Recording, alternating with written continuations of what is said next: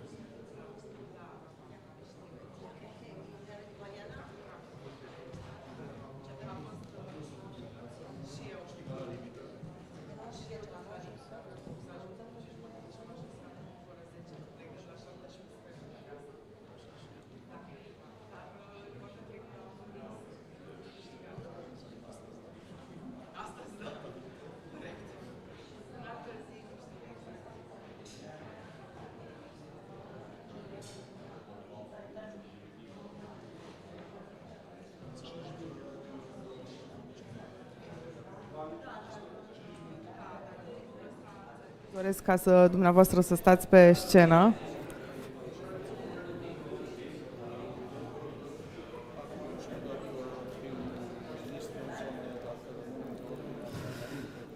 De rămas rămânem. Nu, de rămas rămânem, da.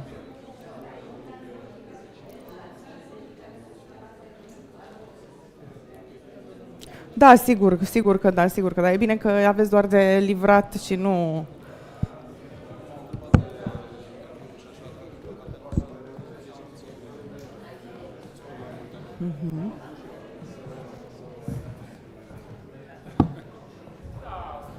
Ce faci? Cum ești? Deci, la și 15? Da. Bună. Ce faci? Bravo, mă bucur. Mersi, asemenea.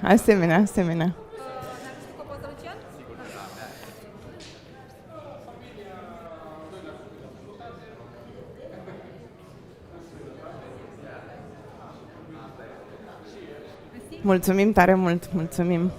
Da, deci pentru orice îmi scrii, Mariana, că am să stau aici în mare parte și dacă văd că e vreun scaun liber, mă duc și mă așez, mai ales pe parte. Da, nu, zic și aici am să stau, că mie e mai comod să fiu aici. Sperăm că sunt, bun, ministrul este, da, bun.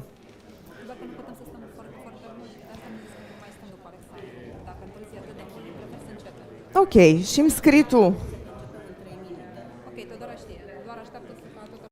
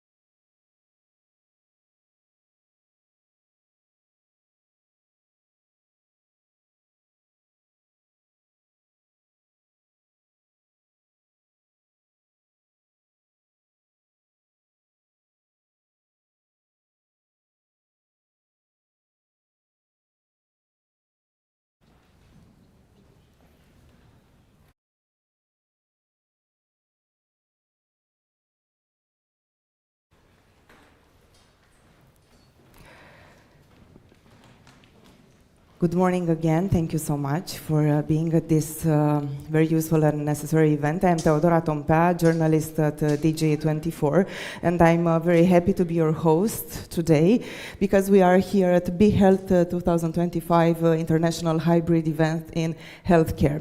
A few words about how this event is going to work today, especially in the first part of the day. We will have a first session with discussions and speeches about healthcare system, about economical system, about what should we do as Europe faces a lot of challenges, and also we need security in the system, health and economy. In the second part, we will have two panels where we will talk with the important and representatives of European and institutional, national institution about healthcare system, not only in Romania, but in Europe most. So, also BEHEALTH 2025 is organized with the support of ROHEALTH. This is the organizer, institutional partners, Ministry of Research, Innovation and Digitalization, EIT Health. Organizational partners, Romanian Association for Precision Agriculture, Romanian Society of Medical Informatics, Bucharest Chamber of Commerce and Industry, where we are. Also financial partners, Regina Maria, Alt Factor, Octdoc, DDS Diagnostic, Fresh Blood, Egnosis, Frontier Management Consulting, Holland Farming Agro, Apple Lesser, Biogenetics, Clinomic Romania. I want to introduce the first speaker because it's very important to hear European perspective in the beginning. So Oliver Varhelyi, European Commissioner for Health and Animal Welfare, unfortunately is not with us today physically, but we have a video message from Mr. Varhelyi, has been European Commissioner for Health and Animal Welfare since December last year, after serving as Commissioner for Neighborhood and Enlargement before. Also, he has a distinguished diplomatic and legal background, having represented Hungary at the EU as ambassador and previously led the EU Law Department in Hungarian Ministry of Justice. So let's hear and watch this video message.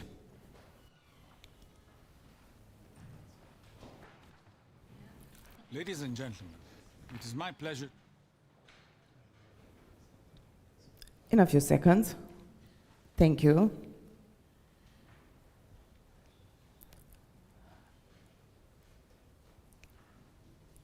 And sound. Ladies and gentlemen, it is my pleasure to address the BEHEALTH 2025. Your event brings together important voices from across the healthcare sector. This is what needs to happen if we want to tackle the challenges facing our health systems today. These challenges are many. Our population is aging and the rate of chronic disease is going up. We face constant threats from pandemics, infectious diseases, and antimicrobial resistance, threats that don't respect borders. Staff shortages put huge pressure on health systems, and costs are only getting higher.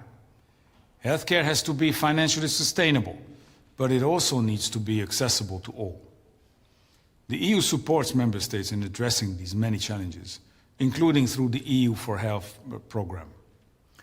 At the same time, it would be important for the member states to leverage their potential too by improving healthcare coverage, reducing disparities, and breaking down barriers to access. We are focusing our action on innovation in healthcare and strengthening the health economy. Our aim is to build a resilient, future-proof European healthcare ecosystem. The pharmaceutical reform, the Critical Medicines Act, the modernized rules on medical devices, and the upcoming Biotech Act are some of the key steps on this path. Moreover, digitalization will transform healthcare and the way we approach its challenges. It is a key part of the European Health Union. At its heart is the European Health Data Space, a system where health information can be shared securely across borders. This will mean citizens can access their health data when they need it, whether they are at home or elsewhere in the EU. And it will help our researchers discover new life-saving treatments much faster. We are also boosting artificial intelligence in healthcare by creating a clear and safe framework for it. AI solutions have the potential to make healthcare provision better and more efficient. Ladies and gentlemen, these are just some of the ways we are delivering on our promise to build a strong European Health Union. Thank you for your support. I wish you a successful event. Thank you so much, Mr. Varhelyi. Even if you are not here with us today, it's very important, this message. BEHEALTH 2025 is a project, is an initiative financed by and also with the support of European Commission. And because I said about European Commission, I would like to also invite you especially to see a video message from Sandra Galina, Director General for Health and Food Safety at European Commission. Unfortunately, also Mr. Sandra Galina is not with us. But yes, also video and audio. Thank you, guys.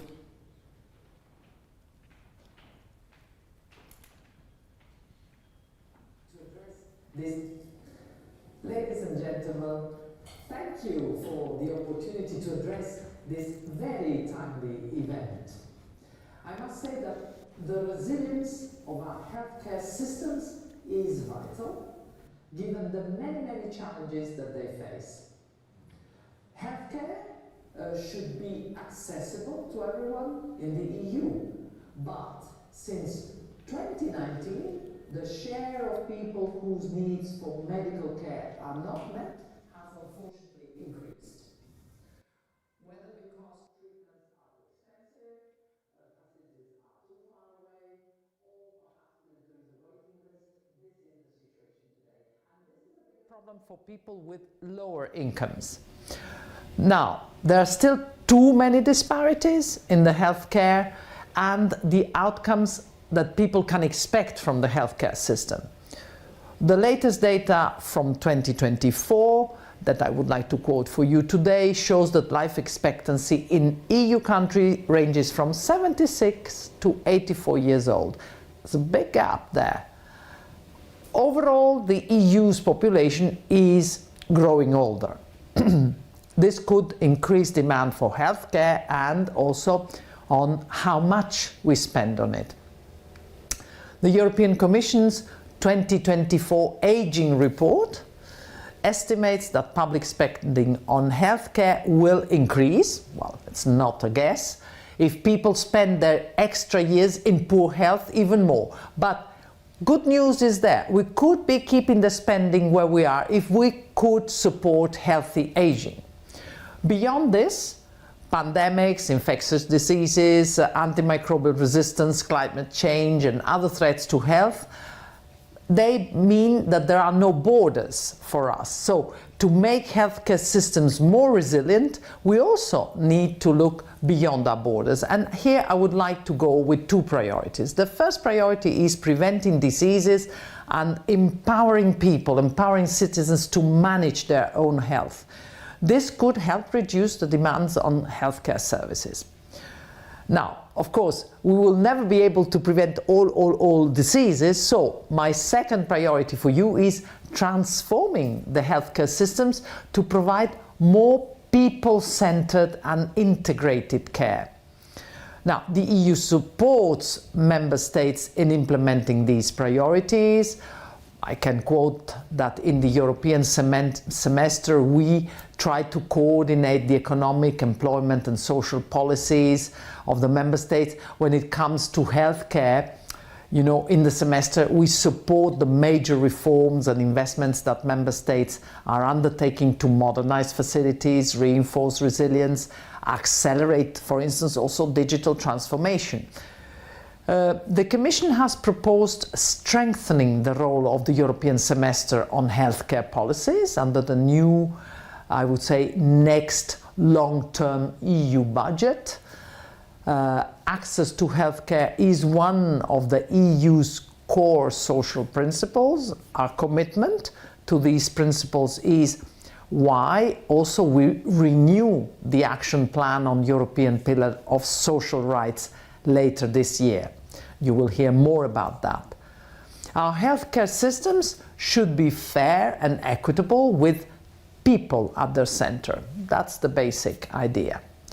Healthcare coverage helps to reduce poverty at a rate which is comparable to cash transfers like unemployment benefits. This is very important to bear in mind. And member states can learn from each other to bolster health coverage policies. The EU for Health funding program supports tools, guidelines which can help member states make systemic improvements in healthcare. The EU is also strengthening the preparedness against health threats, and this is a major piece of work in my Directorate General. We revamped our approach to health security based on the lessons of COVID, and we will present at the end of this year the EU plan on prevention, preparedness and response to health crisis. It's a major piece of work which has taken years to prepare, because it's not the sum of all the plans of the member states, as you may imagine. So, ladies and gentlemen, the EU is working hard to make our healthcare systems more resilient. Resilience is the word, but we need your help. We need the help of policymakers, experts, clinicians, researchers, entrepreneurs, nurses. All of you have a role to play.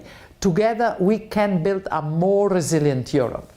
I would like to thank you for this opportunity, and I wish you a very, very fruitful event.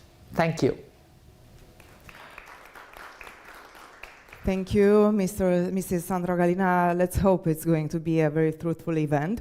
Now it's my pleasure to invite here next to me Mr. Bogdan Bârlă. He is the spokesman at the European Commission representation in Bucharest. Please applause Mr. Bogdan Bârlă, and I will help you with the microphone. Also, the stage is yours for this speech. As you wish. If you want, you can sit here.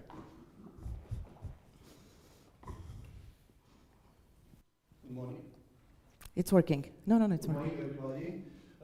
It's an honor and a pleasure to be here today with you and speak about one of the most transformative and one of the most challenging initiatives in the public health of the European Union, meaning the EU for Health program. This program is not just a response to a crisis, it is a bold vision for a healthier, more resilient and more equitable Europe. Launched in 2021, the EU for Health represents an ambitious and targeted funding program for 2021-2027 period that aims to ensure a high level of human health protection and pave the way to the health union. It was born out of the lessons learned during the COVID pandemic, which exposed the fragility of the national health systems and the urgent need for coordinated European action. EU for Health is structured around four overarching objectives. The first one is to improve and foster health. The second is to protect people from serious cross-border health threats. The third, to ensure access to medicinal products and medical devices. And the fourth is to strengthen the health systems and the healthcare workforce. These objectives are supported by 10 specific areas of intervention, ranging from cancer prevention to digital health transformation. Zooming in a bit to Romania, Romania, like many other countries in Europe, faces unique health challenges, from underfunded infrastructure to disparities in access and outcomes.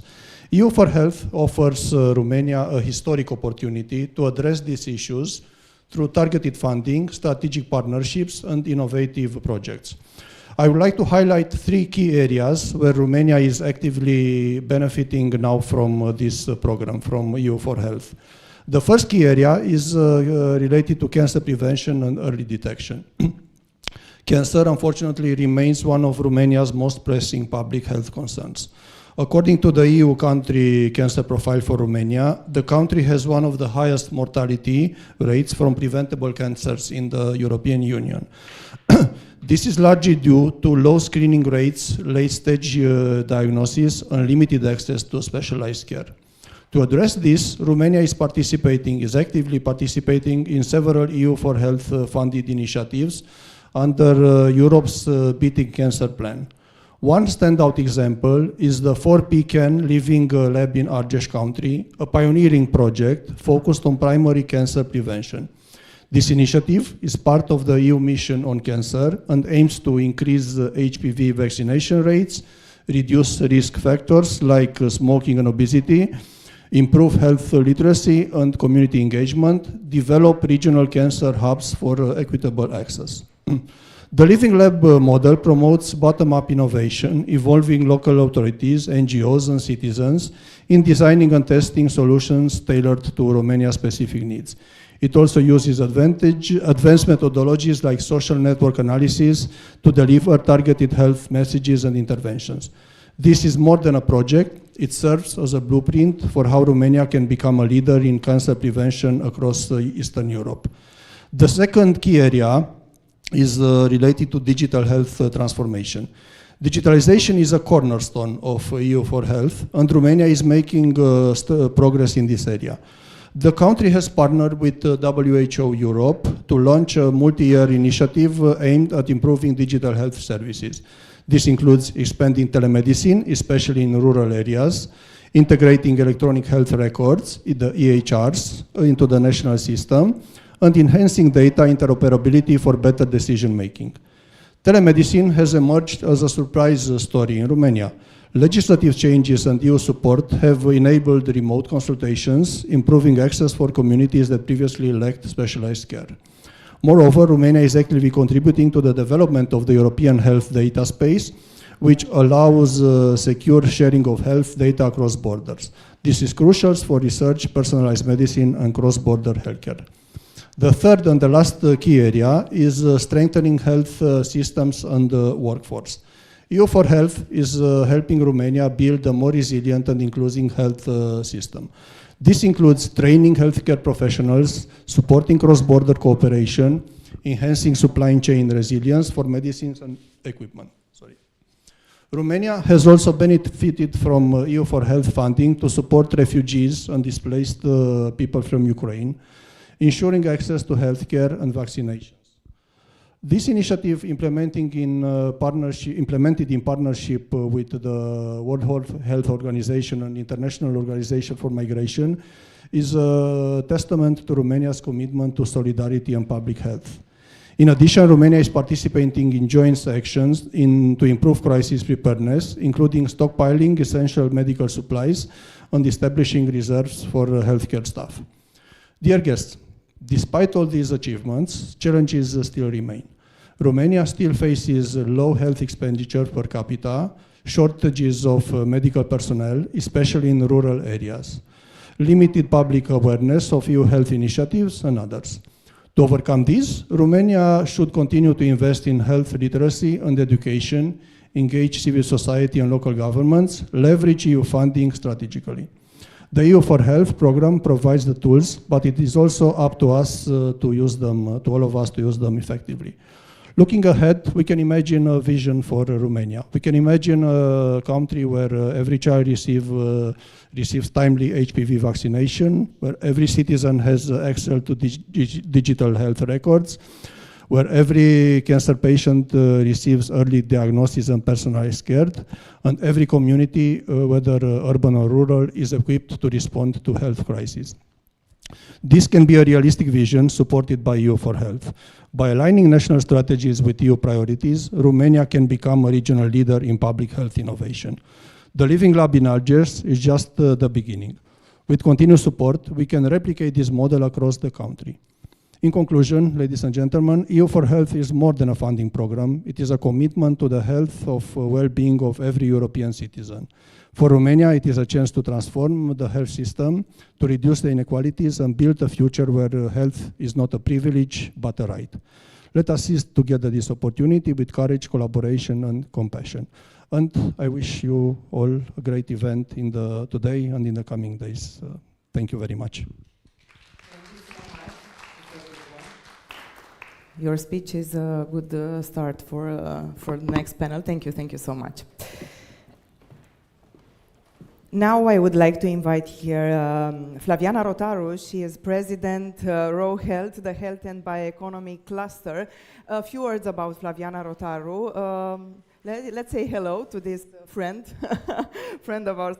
Founder and president of ROHEALTH, Ms. Rotaru coordinates Romania National Network of Medical Clusters with over 20 years of experience in project development and European funding. She actively promotes innovation and inclusive education through health-focused NGOs. Flaviana Rotaru, please applause Flaviana for this initiative and for this event also, because I think it's very important for our country also.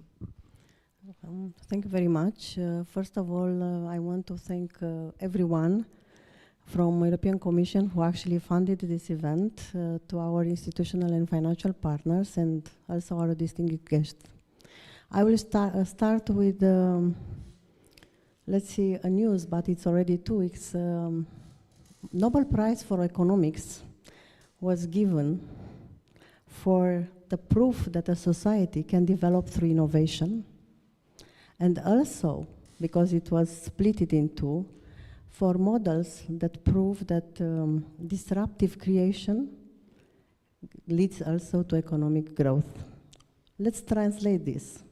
If we want a better society, we have to invest in innovation and to replace, this is the second part of the Nobel Prize, to replace the old technologies with the new ones, which are far way better for our patient care.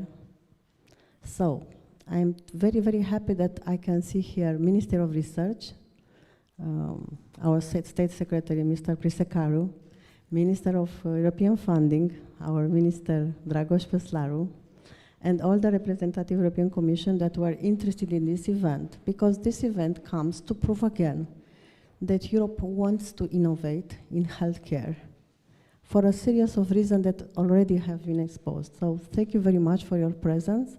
And let me remind you that the last day is the Partnership Day, and already are more than 300 meetings booked. So if you like anything from our speakers and you want to learn more, don't hesitate to book meetings with them. Thank you very much. Thank you. Thank you for this speech from this session, because we will meet a little bit later in the panel of discussions. Now, Dragoș Nicolae Păslaru, as Flaviana said, the Minister of Investment and European Project, is here with us today, and we are honored. A few words about Mr. Păslaru, an economist and policymaker with extensive experience in social and economical development. Mr. Păslaru currently serves as Romania Minister of Investment and European Project. He previously served as Minister of Labour and as a member of the European Parliament, focusing on employment, youth, and on the research policy. Mr. Păslaru, please join me here for your first speech. Applause for Mr. Minister. Good morning. It's our pleasure to be with you here today. I will take this. Good morning, and thank you for having me, Secretary of State. Distinguished participants, it's truly a pleasure to be here amongst so many people who believe, as I do, that health innovation and improvement is not just about systems, technology, money. It's about people. So let's not forget that. And because of that, every investment we make in this field is above all an investment in trust. And I think it's the cornerstone of our discussion is trust. Let's start with one thing that just a decade ago wouldn't have been a problem. So first, trust in science. And I think that this is very important.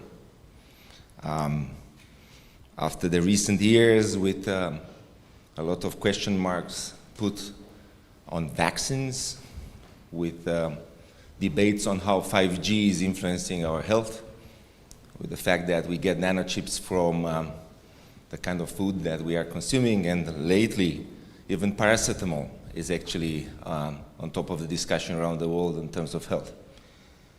I am a believer in science. I think that most of us here, if not all of us, believe in science, and I think that's a good basis for our discussion.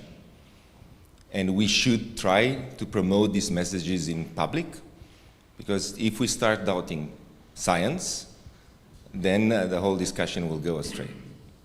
Second, trust in cooperation. There are too many islands, too many silo policies going on, and cooperation is key. And I think that one of the things that we are celebrating today, and what ROHEALTH has managed to do with a series of events and clustering activities and so on, and what also we are trying to do at the European level as well, is about building communities.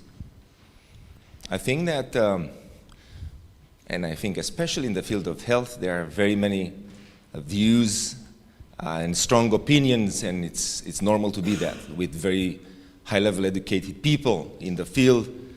But what we need is to share those views and become part of a community that provides a particular direction, a way forward, that would be of providing predictability, that will help us at the European level, at the Romanian level, national level as well, to understand what's the way forward, what's the roadmap.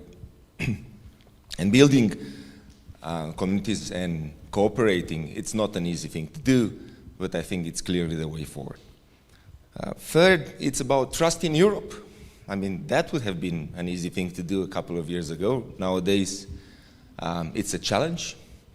And I think trusting in Europe's ability to turn challenges into shared progress is very important. As a member of the European Parliament during the pandemics, I was really glad to see how the program that was referred by Mr. Burla, Bio for Health, emerged.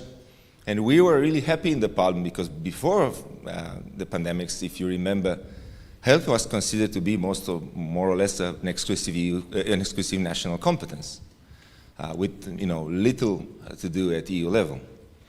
Now we are doing more and more at EU level, fighting against cancer at EU level, access to medicine, a lot of policies that are really good, investment in technology. I mean, these are really important things. So being part of this club of the European Union really helps. And of course, it's about money as well. And one thing that I need to mention here is that when I was negotiating as a rapporteur of the European Parliament the Recovery and Resilience Mechanism, the one that famously created the RRPs, including the one in Romania, that through a karma thing, I'm actually implementing it right now in the last year after 5 years of a little bit of delay, to call it euphemistically like that.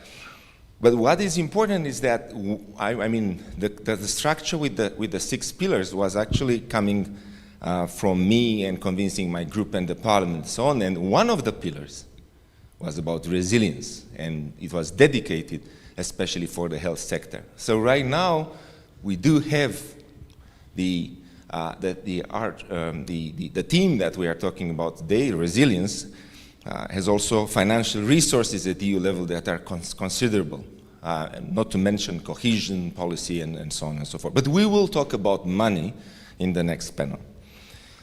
And the last topic related to trust is probably the most difficult for us here in Romania. And right now I am representing the Romanian government, and it's trust in the Romanian government and the administration. And I know that there have been some hiccups in this particular topic. I know there have been some inconsistency in the past. But as I see things right now, there is really serious potential for delivering things that we're expecting more than 30 years in the next 2 years. And I'm going to refer not only to the 8 hospitals that should actually be inaugurated before the 31st of August next year through the RRP, and another 9 hospitals by the end of 2027 through the cohesion process. And I know that no one still believes that hospitals can be made by the public administration, but we are about to launch and inaugurate 17 of them in 2 years. And this is an important thing. Secondly, it's about the policies that we are putting together, and that the fact that we are investing a lot more in prevention than in the past. And why I'm talking about that, of course, there are things that are, pulling us back, like the tragic events in Iași recently. And yeah, trust is affected by those things. But the commitment of the government and of the Minister of Health specifically, Prime Minister, and even myself included, is to deliver in this crucial field. And that's my main message today, that Romania not only would like to deliver on the underfunded infrastructure or the things that we are still missing in Romania, but also contributing directly at EU level. And here we have a lot of researchers and doctors, and we are contributing anyway with our education system that sends a lot of medical staff and doctors all across Europe. Now, just to be very clear, European investment in Romania, the field that I'm dealing directly with, it's about the fact that every euro invested has a story behind, a story that helps a doctor act faster, a researcher who can go further, or a patient who can live better.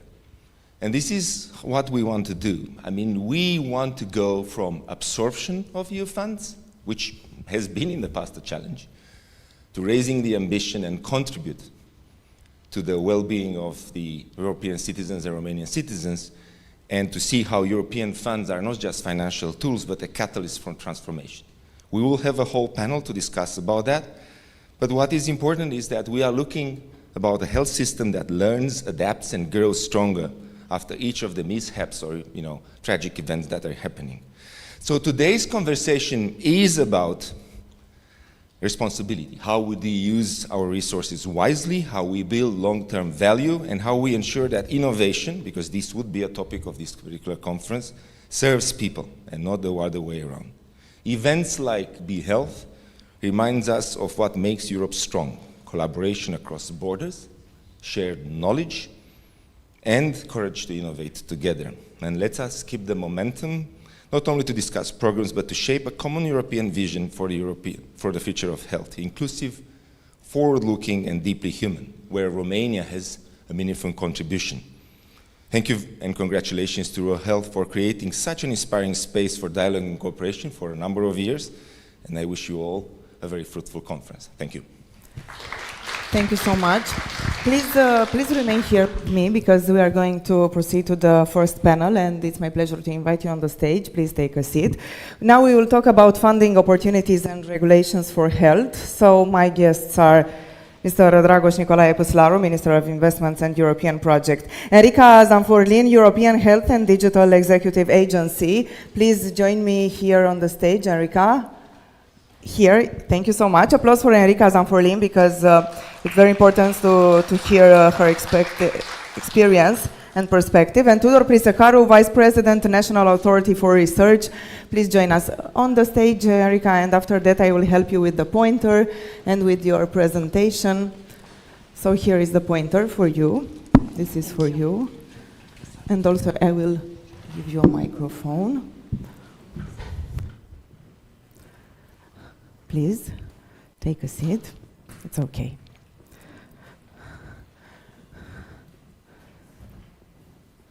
It's okay. We have enough chairs. Thank you. If you want to put the other chairs for the next panel, it's easier after we will speak with the first speakers.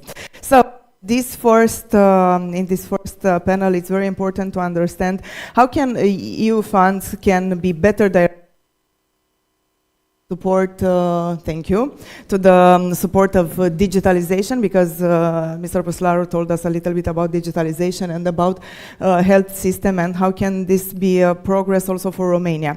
So I think it's very interesting to hear your perspective, Enrica, because I know that you have something prepared for us to understand a little bit the context, how it's in a European health care system, and also how can we access funds for digitalization. You have the microphone on your table. Yes, thank you. Can I stand up? Yeah. If it's So, good morning, everybody. My name is Enrica Zanforlin. I'm project advisor at ADEA, the European Health and Digital Executive Agency. Today, I have prepared a presentation for you that should be available on the screen. Voila. Yeah.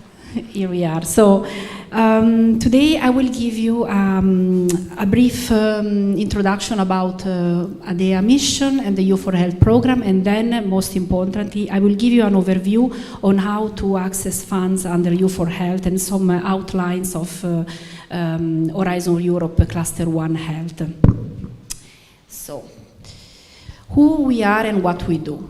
So before introducing ADEA, one of the executive agency, I would like to allow me to briefly explain the differences between the European Commission and the EU Executive Agency. So the European Commission, it is the institution that defines the policy, so namely the policy, the EU health policy, and is the institution that is in charge of drafting the work programs. Whilst the executive agency, like ADEA, are a specialized body that are created by the European Commission to manage EU funds. So the executive agency, like ADEA, are in charge of implement the call for proposal, procurement procedures, and manage the funded project contract. ADEA mission is to implement action that strengthen Europe in the domain of health, food safety, digital technology and networks, and industrial capacity and space. And ADEA, Okay, thank you, sorry. ADEA implements a significant part of 5 EU funding programs. For health, ADEA is implementing EU for Health program and Horizon Europe Cluster 1 Health. Okay, because of the wide range of the portfolio managed by ADEA, ADEA works in close collaboration with 6 Directorate General of the European Commission. Maybe I pressed something I should have pressed. You want back or forward? Because okay, I think we can ask the guys from technical team to help you. Just okay, but it's okay. I can it's okay go, now. I can go you can like say that. next slide, maybe if it is easier for you. Yes. Okay. Then lastly about ADEA, to give you an overview of because of the variety of the project, ADEA is manage a budget of over 20 billion, is expected to manage a budget of over 20 million for the period 2021 and 2027. To continue about the EU for Health program, so many things have been already said in the first session about EU for Health program, but basically is the largest ever EU financial commitment to improve and foster health in Europe. And the program brings an added value and complements the policy of the member state to pursue 4 general objectives that are here. So those have been already mentioned, but we can repeat: is improve and foster health in the Union, protect people in the Union from serious cross-border threats to health, make medicine available and affordable, and strengthen health system, the resilience and resource efficiency. Now, how? Next slide, maybe. Okay, yes. Next, it's coming. So how it is the EU for Health program implemented in practice? It is implementing through annual work program that supports a broad range of actions. So as I was saying at the beginning, the European Commission prepared the annual work program, which is the key planning document in which the Commission sets out the priority policy initiative. And then from the annual work program, the executive agency like ADEA prepared the call for proposal. That is the document that provides essential information that are needed for the applicants to submit proposal for getting EU funds. About the EU for Health program, so funds under EU for Health programs are basically managed through 2 types of funding, which are procurement and grants. So here in the slide, and I think you will have access to it after the event, there are all the difference. But basically, the difference between these 2 kind of funding management mechanism is the following. So with the procurement, the Commission obtains a product or a service in return for a payment. Whilst with the grant, the grants offered by Commission contribute to a project carried out by external organization because the action is contributing to EU policy action. That direction. Ah, okay. Thank you. Okay, so now let's come to the one part that I think maybe some institution, organization, academia can be interested for this presentation: how to access EU for Health fund. So there are 3 kind of grant. Today I will focus on the action project grants. Those grants are awarded through open call for proposal that are published on the funding and tender portal. The documents, of course, are public, and the target audience, the organization that can apply, it's a variety of stakeholders that are defined in the EU for Health annual work program. There are other 2 kind of grants, which are the direct grant to member state, that are given through an invitation letter to competent authorities that have been nominated by the member state. And there are also direct grant to identified bodies, always also granted through an invitation letter, which are destined to entities mentioned in the EU for Health annual work program. But today we are going to focus on the project grants.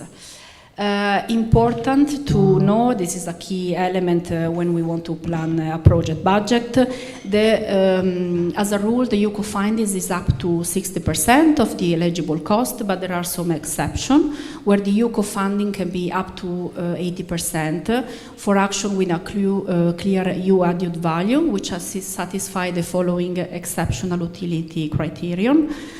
You can see in the slide the action, at least 30% of the budget of the proposed action is allocated to member state whose GNI per inhabitant is less than 90% of the union average, or bodies from at least 14 participant member states participate in the action, of which at least 4 are member states whose GNI per inhabitant is less than 90% of the union average. So you know that the rule is 60%, but there are exceptions. Now, let's have a closer look at the timeline on the EU4Health open call for proposals. So the call is published, and then there is the period where the organization can register and submit their proposal. This is the proposal submission period. Then there is the submission deadline, and there is a time to sign the grant, which is up to 9 months. During this time, the executive agency, well, in this case ADEA, does the admissibility and eligibility check. The proposals are analyzed and evaluated by external expert, and then there is the grant agreement and preparation and signature, and then the grant start its implementation. Some tips that I would like to give to potential applicants: remember to attend the ADEA call information session. Those are sessions where very detailed information are provided about how to apply and the content on the call for proposal, and I will tell you more about this. You can always check the frequently asked questions section in ADEA website, and also consult the EU4Health national focal point. So as I was saying, the call for proposal, the open calls, there are right now, you can see there are several open for open for submission. 2 are closing in December, and others, the rest, beginning of January. So if you see a topic that matches your expertise and you meet the eligibility criteria, you can indeed apply. And as I was saying, there has been already info session. Here you have the links. And again, if you are interested, I strongly advise you to have a look, because you will also have all the information from the colleagues from the commission that explain the policy background about each of this call.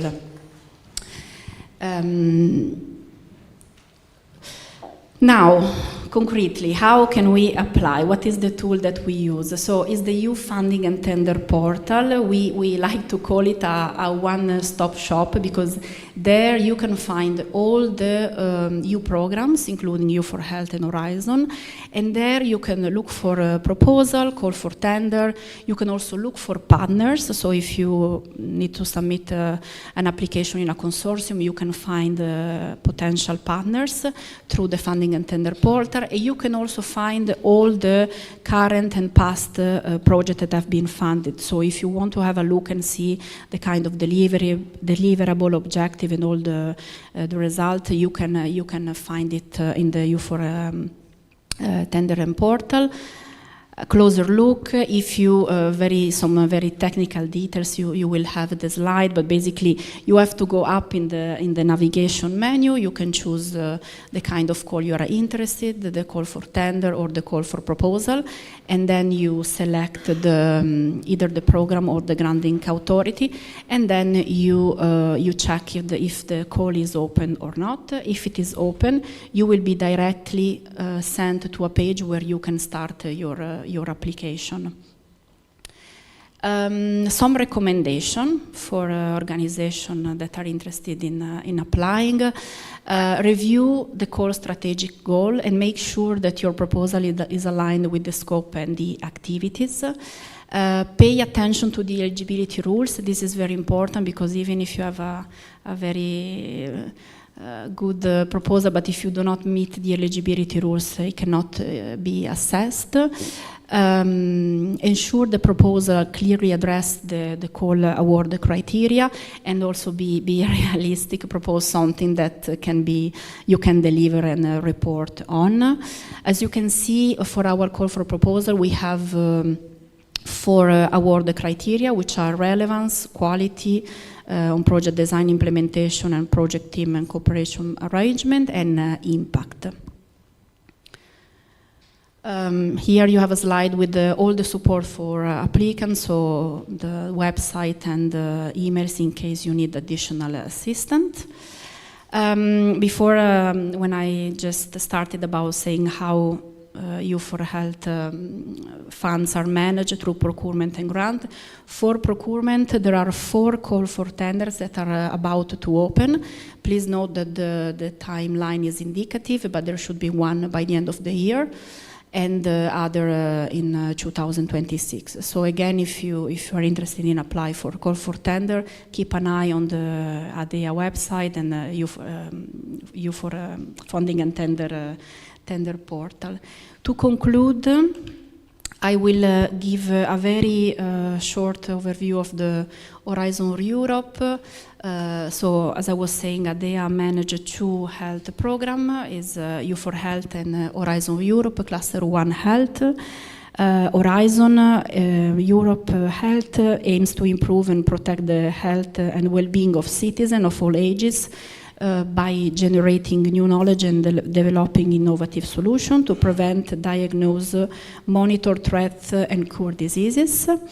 It is also implementing through annual work programs, and those are that you see here are the objective, the destination for 2025. This last slide provides an overview of the key feature of the Horizon Health funding framework, but what I think is important to retain, if you again interested in access EU funds, is that the work program for 2026 is expected by the end of 2025, and the next call for proposal are expected to be published early 2026. So keep an eye on it if you want to apply.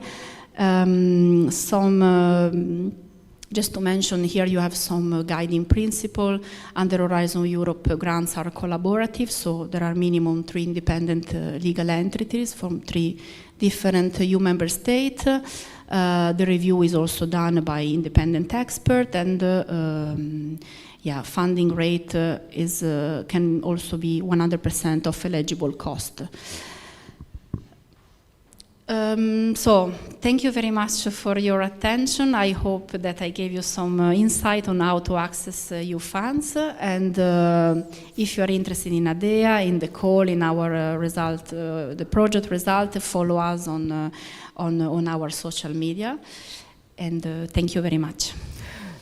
Thank you, Erika. Please remain with us in this panel, because if the audience has questions for you, they can ask their questions, but after 30 minutes, because we have to start the discussion.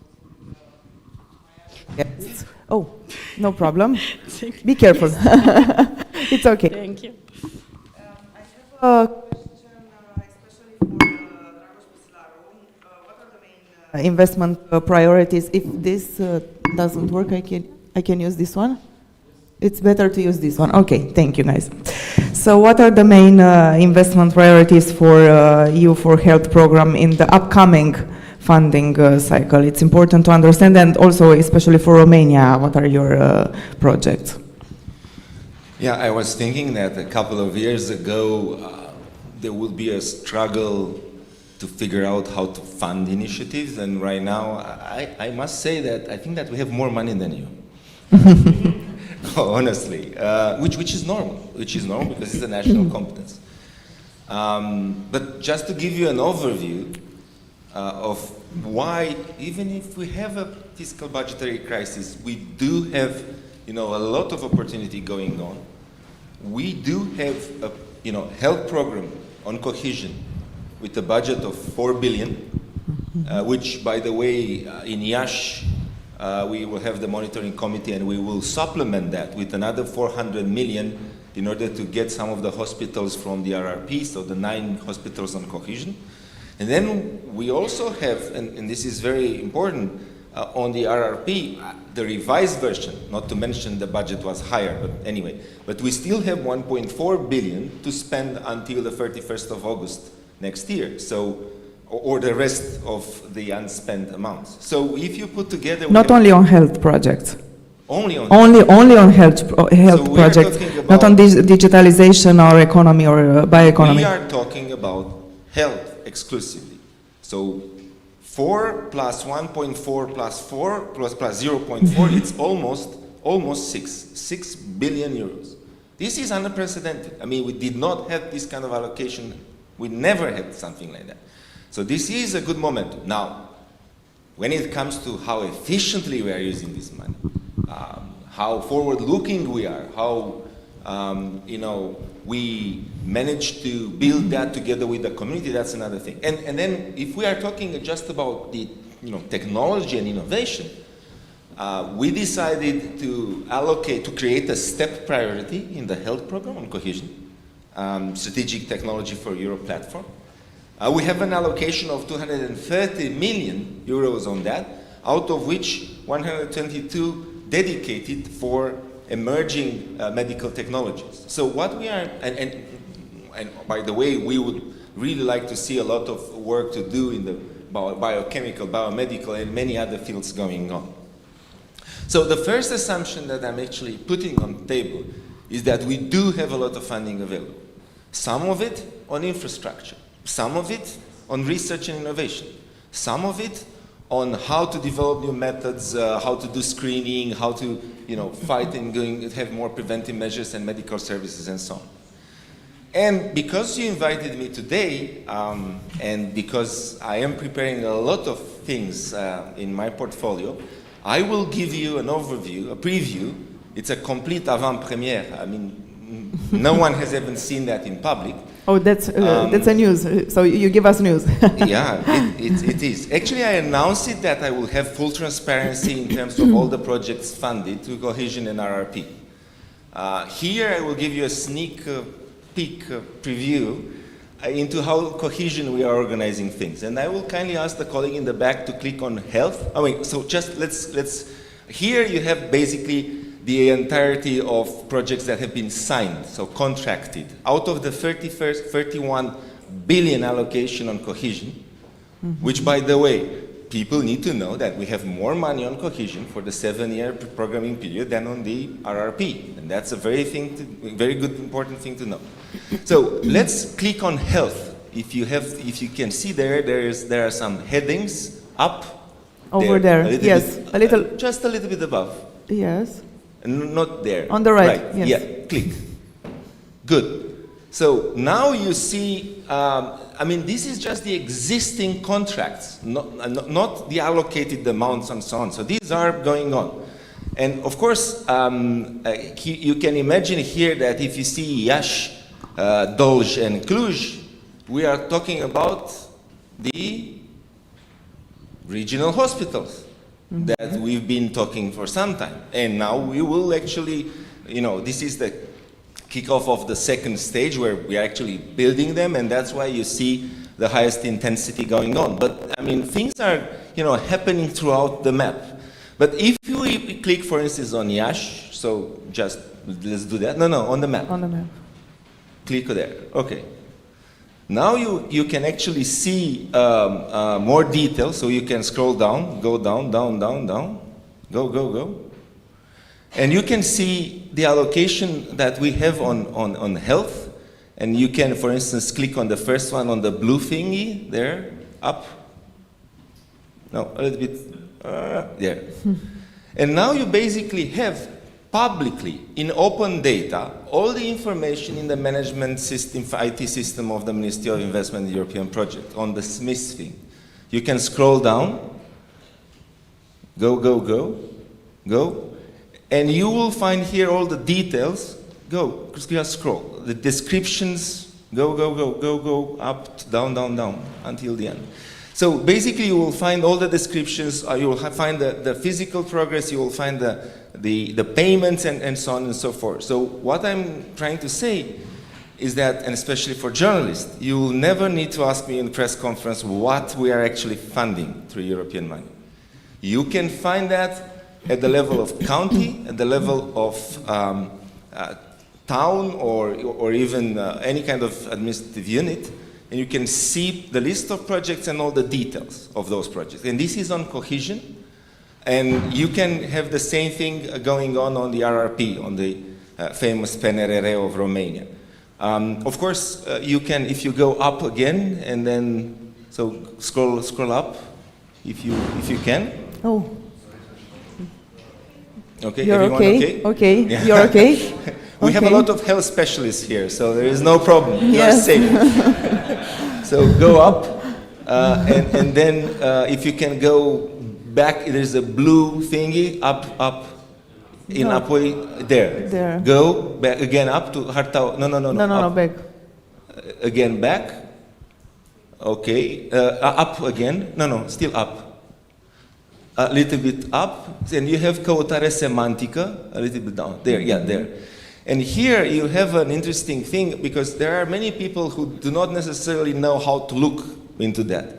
And if you can actually look here on wordings, so if you actually check on the green circle, you have keywords that are basically with an AI behind of what are people looking when they are asking about European funding. So if you check, for instance, on ambulanță, let's say, then you will have the projects where we invested in, ambulanță in English is? Ambulances, yes. Sorry, It's yeah. the same. So basically here, you can imagine, right now we have about 6,800 projects with an absorption rate of contracts of 17% of the total allocation. On the RRP, just to understand the magnitude there, we have about 25,000 projects. Here we have 6,800. So in the end, or as the time is going by, you will have basically tens of thousands of projects that will be completely available in terms of public information. You can have AI capacity to sort out according to human words, not specificities related to the European funding slang, and everything would be at your fingertips. The whole point here is to create predictability and to create also the image that what the European Union and the funding that we have for the European Union is actually doing in order to change not only the entire country, but basically the hospital or the services that are next door to you. And this is very, very important, and I would launch this officially very soon. I would like to finish the RRP, so to launch them all together. But it's actually a paradigmatic shift from asking about where funding is, what kind of contracts we have, to complete openness and predictability where the funding are in terms of contracts. And of course, we need to work a little bit more on the funding opportunities as well. We do have a website which is called oportunități.ue.gov.ro, and there, of course, we have things about future potential contracts and so on. But with these two components, on one hand, understanding how funding is reaching people and how do you actually can actually check if there is anything interesting for you in a particular field of activity. Now we are talking about health. And then working a little bit more together with the community on how to launch, how to work on the guide of proposal and so on. We will certainly pass from what I mentioned, absorption, so the question, are we going to absorb the money, into having a meaningful impact in the society. And this is, and I need to confess, crucial for 2028. Trust is crucial. If we are not going to prove very, very concretely why the European Union is good for Romanians, why it is good for the health system, how the EU monies are helping people, we will not be on a good side with going on and supporting the European project. So this is a common stake for the European Union and Romania. So the mandate is not just about money, existing money, which again we are talking about up to 6 billion. The mandate that I'm having and the government is having right now and is fulfilling is to regain the trust of people that not only we have a lot of money and we are spending them, but we are actually spending the money for the people, with the people, consulting them, and then of course reaching and having impacts on all the people in Romania and again at the EU level. So this was my pitch for not yet regaining trust, but just paying attention, and then if it looks like a plane, it sounds like a plane, and it reaches good heights, then it may actually be a plane. So I am going to ask you not just to give us credit yet, but if you see this going online, if you see that we build those hospitals, if we see that the new calls for research and development in the field of health are going to create new opportunities, then maybe it's time to just form together a community that changes the ambition from just absorbing money to contributing EU-wide for the benefits of a better life for our citizens. So that's my pitch for today, and thank you very much for having me. Thank you very much also, Mr. Minister Puslaru, and just a few more minutes until your questions. Now I have also a question for Tudor Prisecaru. I told you he is Vice President, National Authority for Research, because we heard the perspective of America and Mr. Dragoș Puslaru. How does digitalization enhance the efficiency and transparency, and here, this is your microphone, here is the microphone, of health funding mechanism, and also for the whole health system? It's not very complicated to understand this, because today, speaking about digitalization in health, first of all, we can see that we have the access, and not we, the doctors, can have the access to a huge database with a lot of cases there, and their diagnostic can be very well given. Another thing is telemedicine, which is also very important. Looking at the map that we have already seen, it's a problem that, in the spite of the billions that we can invest, always white regions will exist on the map. And from this point of view, telemedicine is very, very important, especially in the future. So these are only 2 points that digitalization can be included into our health activities. Here we can see other things much more applied concerning the fundamental research focusing the medicine applications. We can look at the Victor Babeș Institute. By using digitalization at a very high level, we can see a lot of processes. We can synthesize a lot of processes in the cells, or maybe in the whole body. So here we can see indeed the future of the digitalization in health. We are still at the beginning, in despite of the 3 or 4 research institutes that we have at this moment. We are still at the beginning. Another thing concerning digitalization are the instruments, transducers, because not always the human being can see something. Here comes also the artificial intelligence in order to help the people to understand what they are looking there.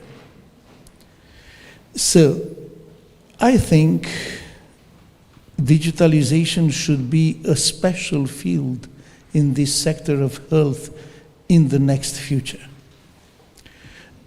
Of course, we have, because we are speaking about the funds, we still have open this program, which is waiting for applications in these developing systems for biotechnologies, and not only in the field of health. Developing technologies, which means also digitalization. It is open just until the beginning of November, as far as I believe. So here we have to briefly to go to the raw health in order to create clusters.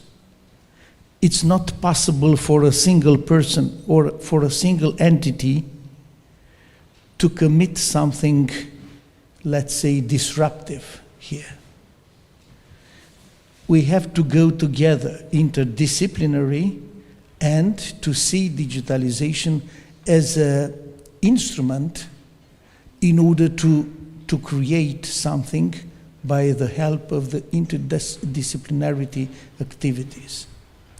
I think this is another role of digitalization, to put together a lot of disciplines in order to solve something into the health field. I want to know if there are, for the moment, questions from the audience. Please don't be shy.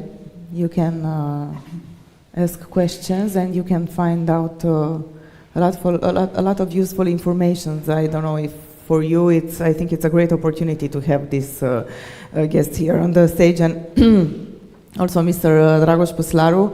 I think that you can use his presence for the moment to ask a question. So, if not, I have questions also for my guests. Yes, as a journalist, I always have questions. Mr. Păslaru, you said about this project that is going to be launched this year, I understand, this platform. It was supposed to be launched end of September, but because of the delays of the RRP, I have chosen not to have two separate launches, so I'm still waiting for one memorandum from the Ministry of Development on RRP, but I have everything done already. So the good news is that I just need to click a button and have a press conference. So I will not say anymore that it's happening in 1 week or two, but it's, it's coming. It should be at the latest in November, just to be very, very clear. So this year, it's good to know for the moment. This year we will have this platform. Okay. Let's say it like this. But how does the Commission measure the long-term impact of funded project on citizens' well-being? I think it's a question for all of you, but I will start with you also, Mr. Păslaru. I think it's not very well known, but Romania, for European funds, has developed one of the best evaluation units that there is in Europe, which I know, it sounds a little bit counterintuitive, but that's because you have the same people that have started 20 years ago. And I'm glad that I found those people that I known from the professional community still being there after 20 years with the top-notch impact assessment techniques, the latest things that the European Commission is using. A couple of years ago was about counterfactual, now it's about econometric models and panels of data and trial and adopt and a lot of other things that are going on. So what I can tell you is that we do have some amazing evaluations that unfortunately have not been so public. I can tell you that in the field of health, we do have evaluations going on that are going to show the impact of EU funds on the health of the population and on the general objectives of the program as they are. But more specifically, which is very important, is that we would like to basically reignite the main issue, which is the fact that at the core of the governance of European funds, there is a thing called the monitoring committee. And the monitoring committee is about the partnership structure with the stakeholders, with the academia, the NGOs, the private sector, so not just government. And I know that for governments, I mean, it's kind of sometimes a little bit awkward to have these meetings where you receive criticism and so on and so forth. But the whole point right now is to, you know, to meet in Yash, I think it's 11 and 12 of November, and have a very, very sincere, fruitful discussion about where to go forward, for instance, with the health program. So by constant monitoring and dialogue on one hand, on the other hand, you know, really strong team on evaluation, I think that we are on a good track on that. A little bit, again, under the radar, but with a very good potential to help us, especially with the lessons learned for one quintessential part of my work and my mandate for the next months, which is to be sure that we start very, very early the next programming for 2028, 2034. And that's key, because right now we have this grim view on the fiscal budgetary tension with package 1, package 2, and the fact that there is a bill to be paid by the private sector, especially that had no fault in, you know, creating the budgetary, the difficult budgetary stance. But right now, what I can tell you, and what I've told people in other occasions, is that we do have, and you've seen 6 billion on health, but overall, we do still have, I mean, I'm managing a portfolio of 55 billion euros, out of which I'm still having not yet released about 40, which is amazing, and about 15 should be spent by the end of next year. So what I'm trying to tell you here is that there is an opportunity so we can get out of the fiscal budgetary adjustment in 2025, 2026, and a little bit of 2027. And then from 2028, we have the perspective of not just, you know, patching here and there the health system, but, you know, looking a little bit about the current transformations, about demography, about, you know, the professions that we do have in the health sector, about what are the new technologies and how we align and how we want to be economically competitive on the health topic. So there is opportunity right now to reignite the debate, part of a, you know, national roadmap on what we want to do with the health sector and how we want to contribute at EU level. And I know that right now it's difficult to believe. I mean, when you have an event such as the one in Yash, and I'm talking here about how we would like to be one of the main contributor to the health economy in Europe and health innovation, it's difficult to put these things together in one phrase. But what I'm trying to say is that I think that we are condemned to do that together. And what you will hear me in the next months, right now I was doing a lot of fire extinguishing with the RRP, renegotiating, revising, being sure that we are not losing money. But the idea here is not just about not how to lose money, but what would be the perspective for Romania as part of the EU and together with the EU for the next period to come. And I think that we are getting prepared and getting ready to do that. And for that I will need your help. This is not just a government thing to do. It's about academia, it's about the private sector, it's about the NGOs, it's about, you know, having this collective work together. But how can they collaborate more efficiently? Academia, NGOs, public, private sectors?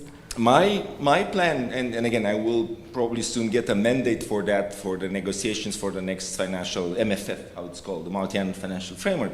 My plan is to kickstart with the design thinking approach the whole programming as early as next spring. And you will ask me, why? I mean, the negotiations are still going on and will probably be finished in December 2027. If Romania will do what we have done all the time, you know, just to wait for the negotiation to finish, so that means December 2027, and we will start the planning in December 2027, then guess what? 2028 is an electoral year. So good luck with programming a national plan of that importance in 2028. The only way to do that in a public-private, open, you know, real forward-looking approach would be to start as early as possible. So we will do that as a lesson learned from the RRP, because I was negotiating it at EU level and telling in October the authorities that we should prepare for changes according to the negotiation lines. And the authorities at that time, again, October 2020, they've told me, we need to wait until the negotiations are finished in order to understand exactly what's happening. That was a big mistake, and that's why the RRP then it was done in a hurry with everyone done overnight and so on and so forth. We need to avoid that. This is a lesson learned. And if we apply this lesson and we start the process in Q1, the first quarter next year, with 1.5 years of good planning, so that we will be ready with the national plan, including with the strong health component by July 2027, then we can wait for the negotiation for the tweaks that are still needed, but we are prepared. And one important thing in terms of the design that I'm putting forward, first, let's put together the national money and the EU money. So no more separate planning. EU money, national money together. That is, just to extrapolate, 60 billion from the EU, 60 billion or even 70 from the national money. And then the next thing, which is really creating the nice triad thing, is that let's believe in the fact that we can attract a similar amount of money from the private sector, and having the private sector on board in the discussions. So imagine 60, 60, 60, so 180 billion programming. Now, with 180 billion, I can program health. With 60 billion, I will have troubles, and again, I need to put the money here and there, some hospital here and there, and some research, and we're done. So in order to avoid silo policy and lack of coordination, you need to have a sizable amount that you can, say, this goes to agriculture, and everyone is happy there, 25 billion or even 30. At least 5 billion per region to allow the mayors to do their programming and to improve a little bit their hospitals if they have, local hospitals and so on, or, research projects and so on. So 5 multiplied by 8, 40 billion, which is still leaving you an enormous amount of money to put into the grand transformation things, health being one of them, resilience of the societies. And then we can look at amounts over 10 billion dedicated for health. So it's a level of ambition that I'm talking here about. It's a level of design. And Romania can emerge as one of the powerhouses of Europe with these kind of approaches. I mean, we are the 6th voting power, and we are not acting accordingly. We do have an economic, weight to play, and it is time. And by the way, playing with that and having a good design and working with European money is the most patriotic thing that you can ever do in Romania. Thank you. That was a good one. Already raise your hand and we will help you with a microphone for your question. I have also a question for Tudor Prisecaru, but for all of you, Erica or Dragoș Păslaru, you can answer. Why it's so important to have a successful partnership, public and private sector? Because it's, as Mr. Păslaru already said before, it's very important to encourage this. And also in Romania, but also cross-border, I don't know, to have partnership in the whole EU system, Mr. Prisecaru. Your microphone, please. I think this one is open. No, it's this one. Sorry. There are many types of explanation of this. The first one should be concerning some legal aspects. From the point of view of research activity, for example, in order to respect all the conditions of the state aid schemes, the beneficiaries of the programs, if they are state-owned entities, they should not exceed 20% of their income by using the equipment and the grants they are obtaining. So 20% of their income is quite small for our society. Due to this fact, it is absolutely necessary to have a partnership with the private sector in order to transfer technological results and not only the know-how and so on, in order to be spread into the society. This is one example of explanation. The second one is from the point of view of efficiency. It's very difficult to have a high efficiency in a state-owned company due to all the bureaucracy which is here. private entities can use quite easily all the results in order to go further. Of course, there are a lot of examples here. I can give one in order to understand how much is that 6 billion. For example, a device, a complex device, to use protonotherapy against cancer. It is 1 billion per unit. And there is, I think there is one factory at this moment in Europe. Of course, it is an integrator in Belgium. And they shown us that, for example, Spain ordered 10 of these pieces of equipment. Some of my colleagues, it was an informal meeting of the ministers, some of my colleagues asked if it is so important, this equipment, why it is so expensive, and why it is so difficult to be realized. The answer was because the company is not private, it's state-owned company, due to the importance of this equipment. So, starting from this example, for us, it's very important to make this partnership, and unfortunately, we do not have yet a special law for this. I understand it's not a very simple thing. I think if a law should be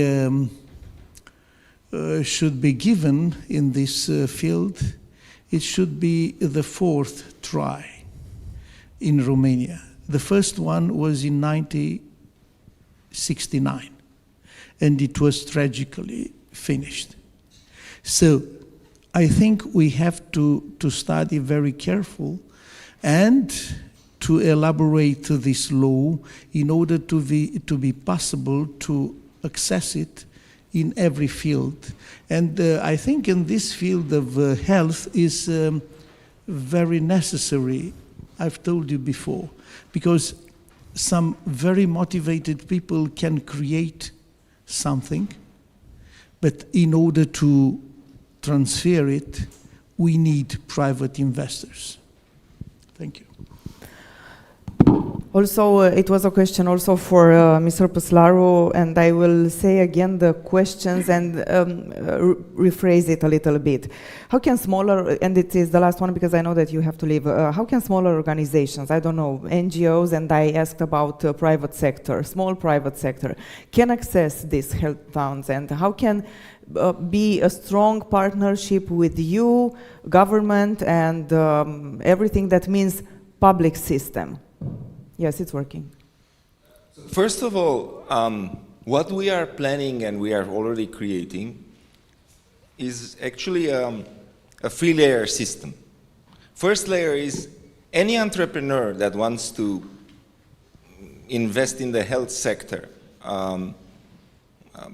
especially those that want to scale their businesses. Mm-hmm. They don't need necessarily health-dedicated money, but they need, and that's the big shift in paradigm right now, they will need financial instruments.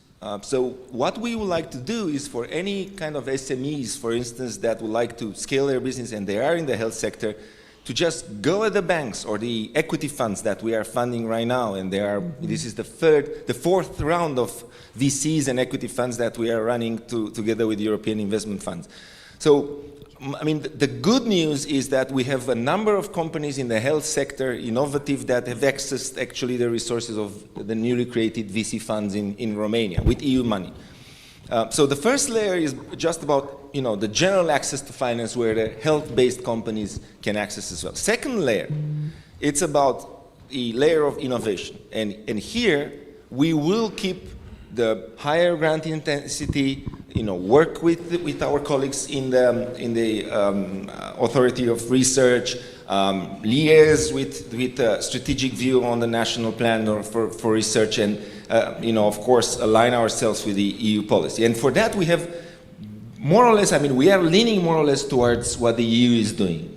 EIC type of funding, ADEA type of funding, and so on. So we will have this kind of call for partnership and so on and so forth. And the third layer, and that's very important, we are going to encourage public authorities, national institutes for research, the universities for medical and pharmacy, to try to apply in partnerships with private sector.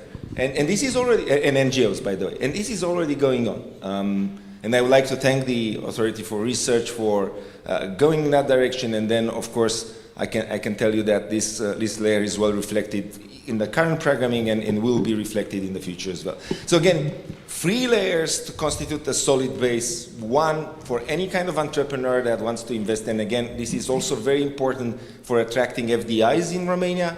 I would like to have something like an Inflation Reduction Act type of thing where, a foreign entity that wants to invest, I'm not talking about the really, really big strategic investment, that's a separate deal, but I'm talking about going on the Romanian market, incorporating a company, and as a young startup to just go and having the guarantees, the interest rate subsidy, and a grant up to 40%, because that's the maximum we have with financial instruments, to just be able to scale their business in the health sector.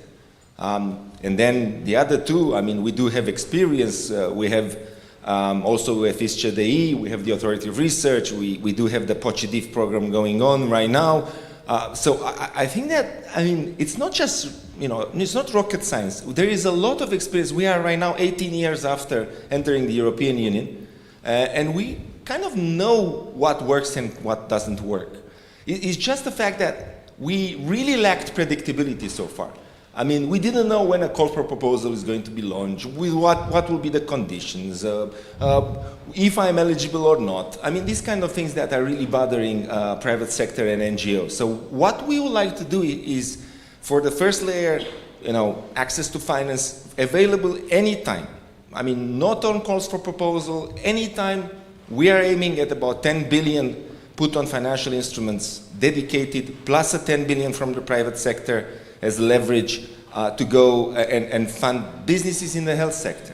Whereas on innovation and partnerships, we will go with the classical money and we will have a good allocation for that as well. So what I'm telling here about is we would like to have more clarity and predictability on how money will be allocated so that SMEs and NGOs will thrive in an ecosystem that has plenty of financing sources. And again, I will dare to say that it's not necessarily the amount of money available right now, but actually the predictability and the understanding what is the direction. And I'm actually talking to my people in the Ministry of Investment and European Projects. And they said, we were working really hard in the past as well. But right now, we are really more motivated to work because we do have a direction. We understand exactly how we want to go forward. And I think that's really important. The community is here, I think. I know some of the faces here are so familiar, old friends. It's not that we don't know and they don't know what things are needed to be done. The problem was always that there was a lack of putting ourselves together as a community. And they flourished, some of them, despite the state, not with the support of the state. Some of them, that's not, I'm not suggesting anything, actually skipped the state and went directly to the European Commission because it was actually easier and more predictable. Which again, doesn't make any sense. We do have a lot of money here nationally. So, of course, with all the deference to the European Union money, and we should use that, and I'm encouraging everyone to go directly to the Commission. But the idea that, it will be easier to go directly to Brussels than to use the national funding, that's something that should end.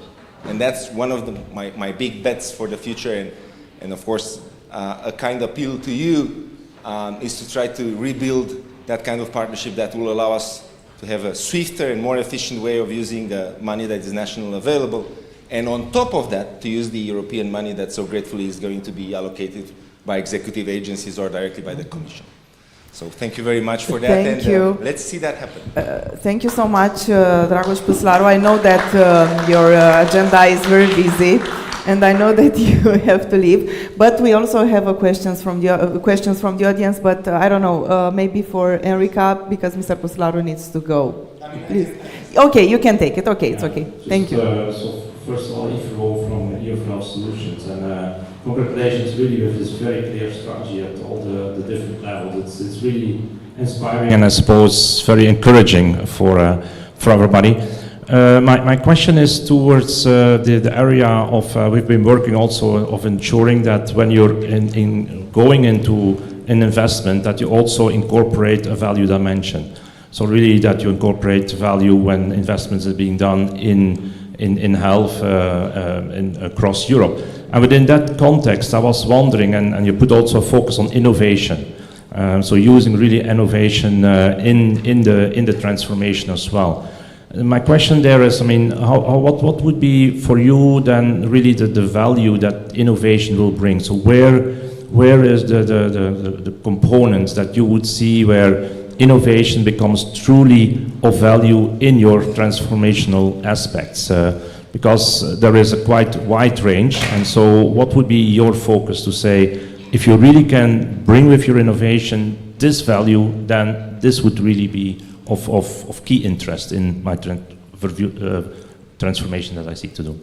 Now, I am not a specialist in the health sector. I'm an economist by training, but indeed I was exposed in the European Parliament 5 years on, a lot of topics that were dealing with that. I will reflect on some of the big transformations that we are talking about. So, first and foremost, and this is how I started my initial speech, innovation is about people, it's about cures. So, I mean, we do have, really good news going on related to new innovative techniques of dealing with cancer, for instance. And that's actually a EU common goal. I would like to have Romania contributing to that. It's about, innovative medicines, innovative practices that can save lives. And that's really, really a crucial thing to do. Second thing, when I'm talking about innovation, is the fact that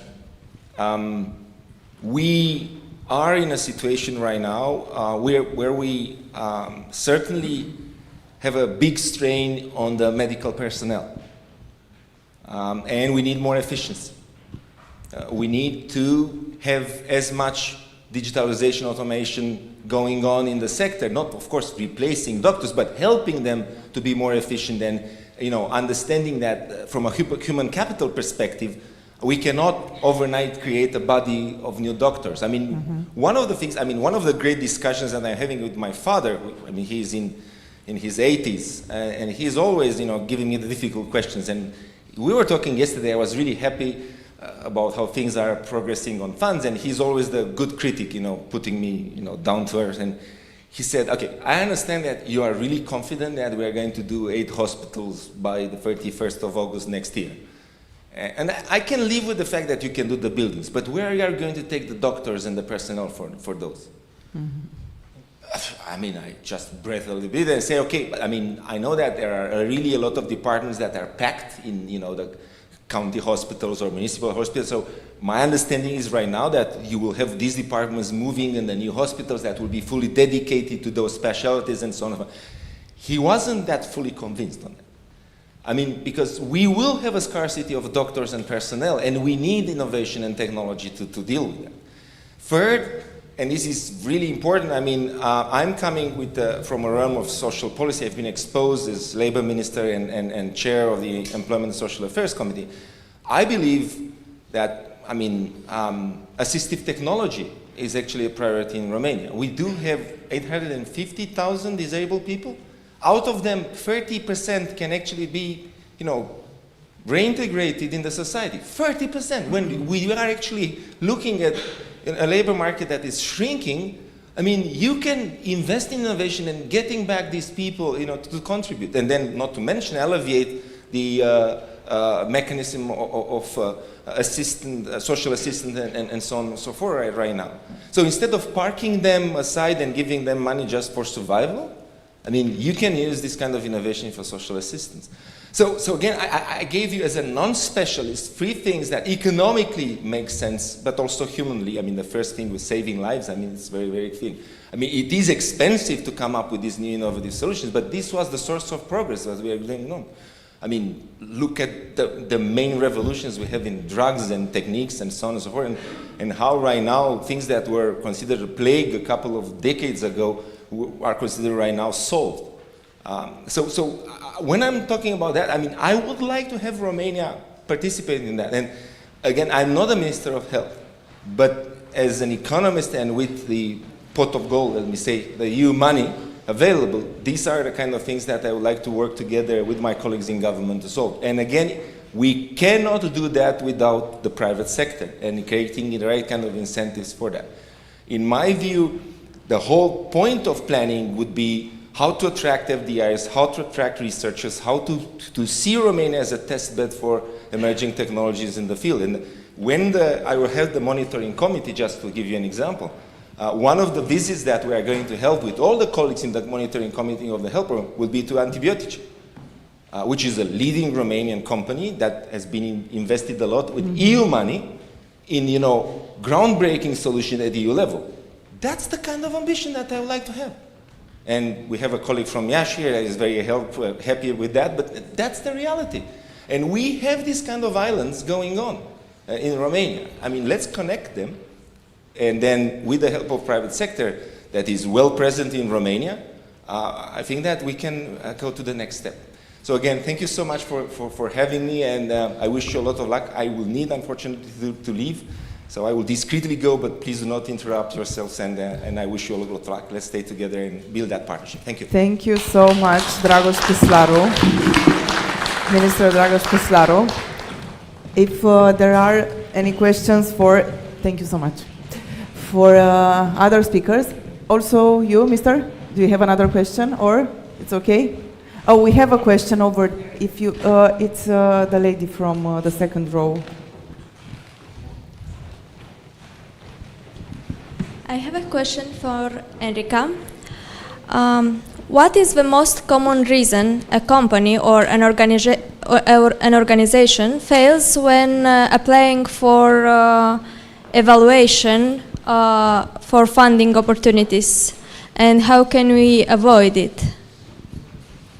Yes, thank you for the question. Well, I mean, I don't know what's the main reason, but basically I will stick to the recommendation that I made, so that you need to meet the eligible criteria, be sure that you are, I mean, with your project you are meeting the award criteria, the objective. Then, of course, we also have to say that some of the call for proposal are very like there is many organizations that are applying, so it's also very competitive, and there are some that of course will score a better score, but it doesn't mean that others are not valuable projects. It's just that the competition can be fierce. When I was also giving you the overview of all the criteria, you have to score the minimum for each the criteria, impact, relevance. So yes, I mean, I think there is no like one answer what is making fail, but be sure that you meet the criteria and you do something that is relevant for the call. Thank you. Thank you so much for the question and also for your answer, Erika. If you have other questions, if not, I think thank you so much, Enrica. Thank you so much, Tudor Prisăcaru, for being with us in this panel. I want to invite you in the audience because we are going to proceed to the next panel. Please applause for these two speakers. And now it's my pleasure to discuss about overview of funding mechanism. and about best practices and successful projects with my guest Ciprian Alic, National Credit Guarantee Fund. Please applause for Mr. Alic. Angela Achitei, President ADV România from Iași, as Mr. Puslaru said before, and Ioan Gheorghe Petrovai, co-founder and director of innovation, Fresh Blood Health Tech. Applause also for Ioan Gheorghe Petrovai. Thank you for joining me, and as a transition from the first panel to this second one, just a few minutes to let our colleagues to change the glasses and water.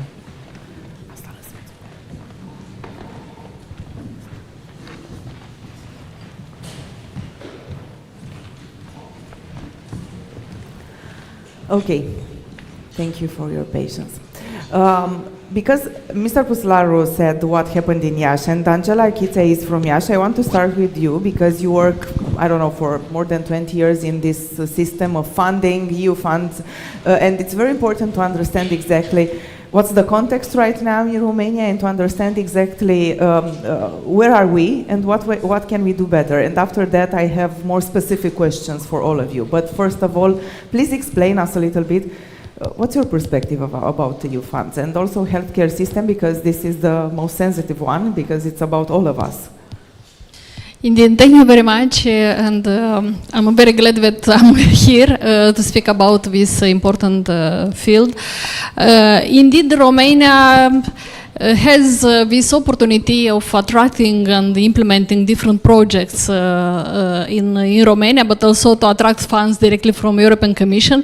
And I can confirm that many organizations are prefer to go directly to the Commission, even to attract and to apply to the national funds because of bureaucracy. And sometimes, from my point of view, I think we are not having so much space for innovation in our projects. Many financing guidelines already are coming with the problem, with the solution, with activities that should be implemented, with the results to be achieved, and no space for innovation and no space for implementing the projects according to the needs of the community.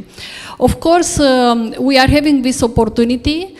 But I remember many years ago when we started to have these European funds in Romania, I attended to a presentation to the Regional Agency of Development, and somebody from another country told us the European funds are not for everybody, are just for organizations that are having money. And for me it was very strange, this point, how this money we are doing, and we are giving money to the organization that already are having money. But during the time I understood actually what this person said. Because in the European funds you need co-financing, you need cash flow, you need some track record of implementing already the different funds. And this is a big challenge for small organizations, for small companies to attract these funds. And I'm coming from social economy sector, and in the social economy sector we are having a lot of social enterprises that are dealing and are working in health system. What we saw, that it's not enough just to have European funds, to have grants.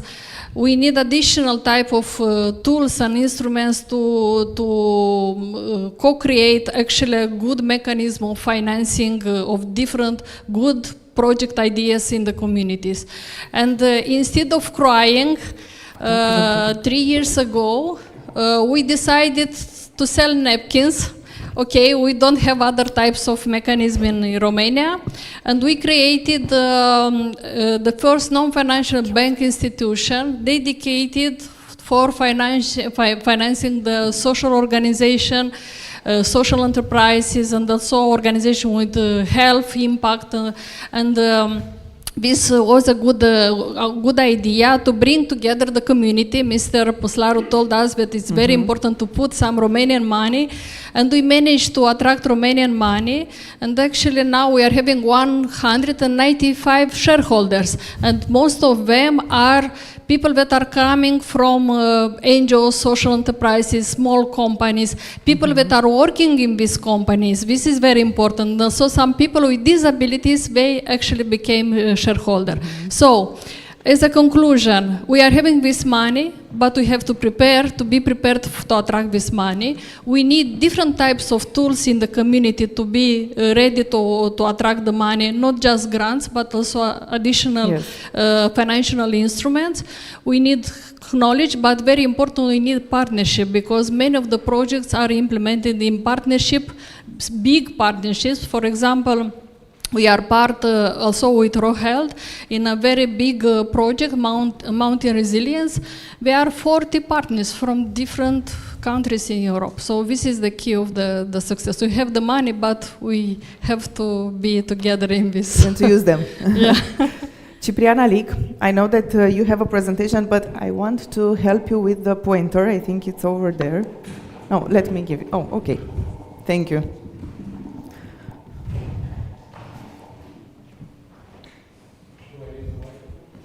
Yes, you need a microphone, and I will help you with this microphone.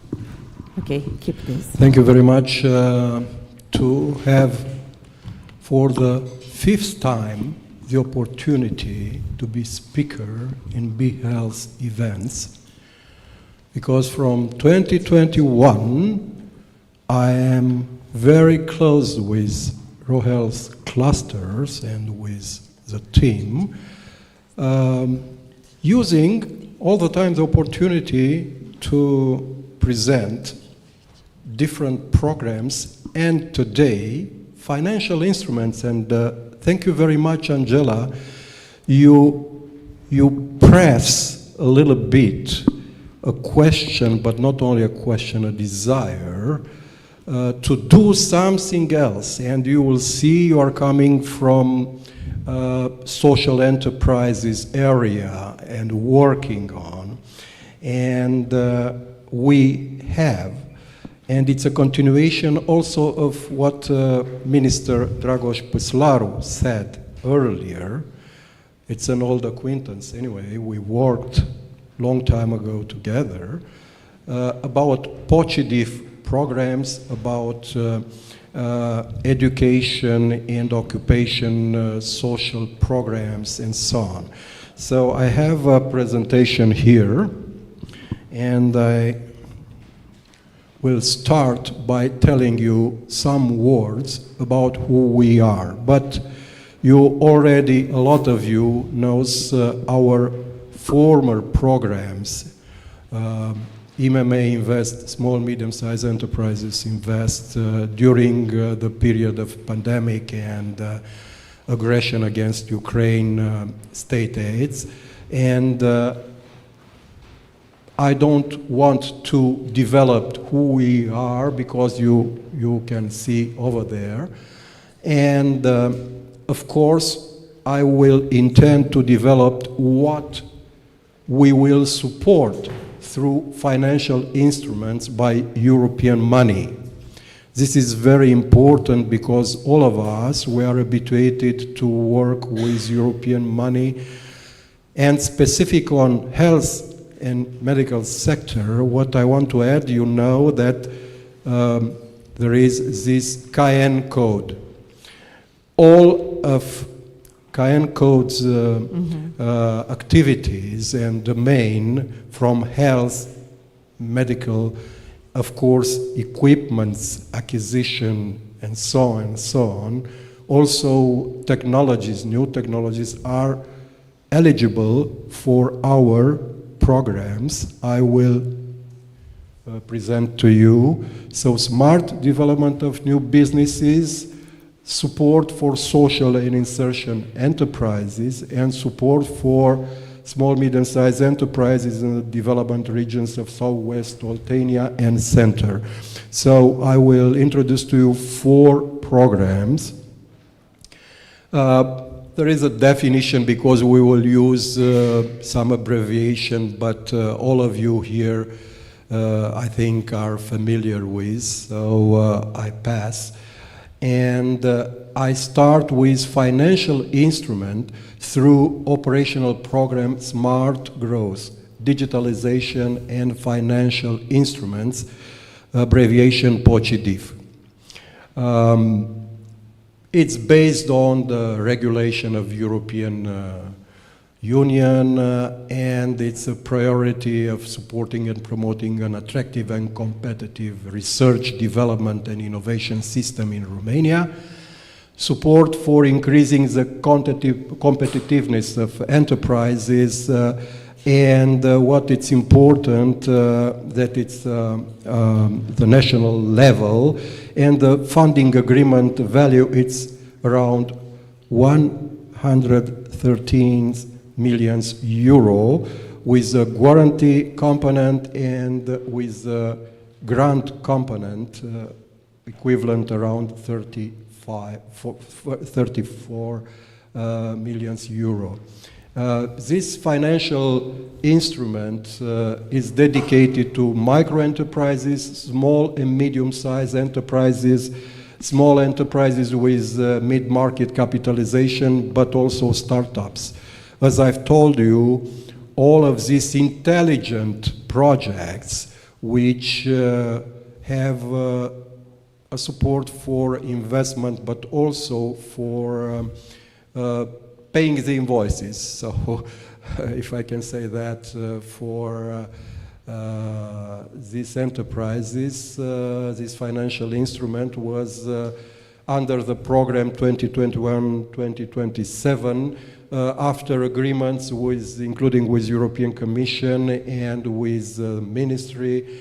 And what is the National Credit Guarantee Fund, which I represent here, with a history of more than 24 years. We will do to be the management of a specific fund, which we will deal in only one. We have here the implementation logic. In only one subject, we will put a loan with guarantees and with grants. So this is briefly the financial instrument we will develop here. And what I can tell you, everything it's set up, everything it's in ongoing procedure. We are still waiting the final signature of our general director, which we don't have it, because for more than 1 month we have no general director or deputy, but also we are waiting to the government to do something in this respect, because we don't want to lose this European opportunity. As you can see there, the financial intermediaries, which are banks, so our fund will select banks or eligible financial intermediaries, and it's a direct line with the final beneficiaries, which are small, medium-sized enterprises, mid-caps, startups, and so on. So if we look here for a second one, also under regulation of European Union, and the title it's Education and Employment Program, Priority for Entrepreneurship and Social Economy, Angela. It's a special dedication with a total value of financing agreement around 99 million euro. We just finalized the de minimis scheme, so we are in a very fast forward procedure to start this. I'm still positive optimist that we will fulfill, with the help of God and the Ministry of Finance, the situation to have the final signature. With a guarantee component of 49 million and the grant component as well, 49 million. So the type of beneficiaries are social enterprises and insertion of social enterprises according to the social economy law 219 from 2015 as amended and supplemented. We are very close working with the management authority, and I hope that will be a very successful instrument, as well as the grants which were dedicated to these sectors for rural social enterprises area and urban social enterprises area. If we look at the third financial instrument through Southwest Oltenia program, because we are dealing with the Regional Development Agency of Southwest Oltenia region, dedicated, of course, for the eligible companies in that area of action. I mean, you know, județele Vâlcea, Gorj, Dolj, Olt, care sunt în acea zonă. So the guarantee component, it's around 17 millions. The grant as well, 11.7 millions, and with a value of financing agreement of 29%. And the type of beneficiary, the final beneficiary, economic operators operating in eligible fields, established, of course, by the company law 31, and are eligible also startups. Of course, health and medical as well in POCIDIF and PEO are welcome. And if I refer a little bit with some figures of our former programs, I mean MMA Invest and MMA Invest Plus, I can tell you that we identified many companies working in the sector we are discussing today, and of course, medical centers and clinics used the opportunities to obtain cheap money, if I can say that, covered by guarantees and a part of supporting part of the interest of the bank.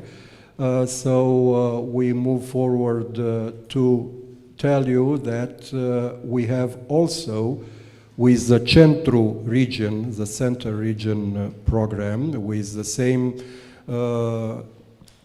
regional agency for development, quite a type of similar financial instrument with a funding agreement value of 29 million euro and a guarantee component of around 25 and the grant component of 4.4, and dedicated to micro enterprises and small medium-sized enterprises from Center Development Region, including startups. In total, perhaps you put this question, how much is in total? It's more than 272 million euro, and around 99 million euro only grants, which are putting in only one operation. I mean, as I've told you, loan by the financial intermediaries, guarantees by our own money, and grants which are coming from European money. Of course, all of you know that in the future and 2028-2034 programmation period will not be very easy to access grants, directly grants. The European Union and us as a member of the European Union, we have to deal with all types of financial instruments. So it's not very easy also for the managing authorities, for us or for the regional development agencies to work with something new.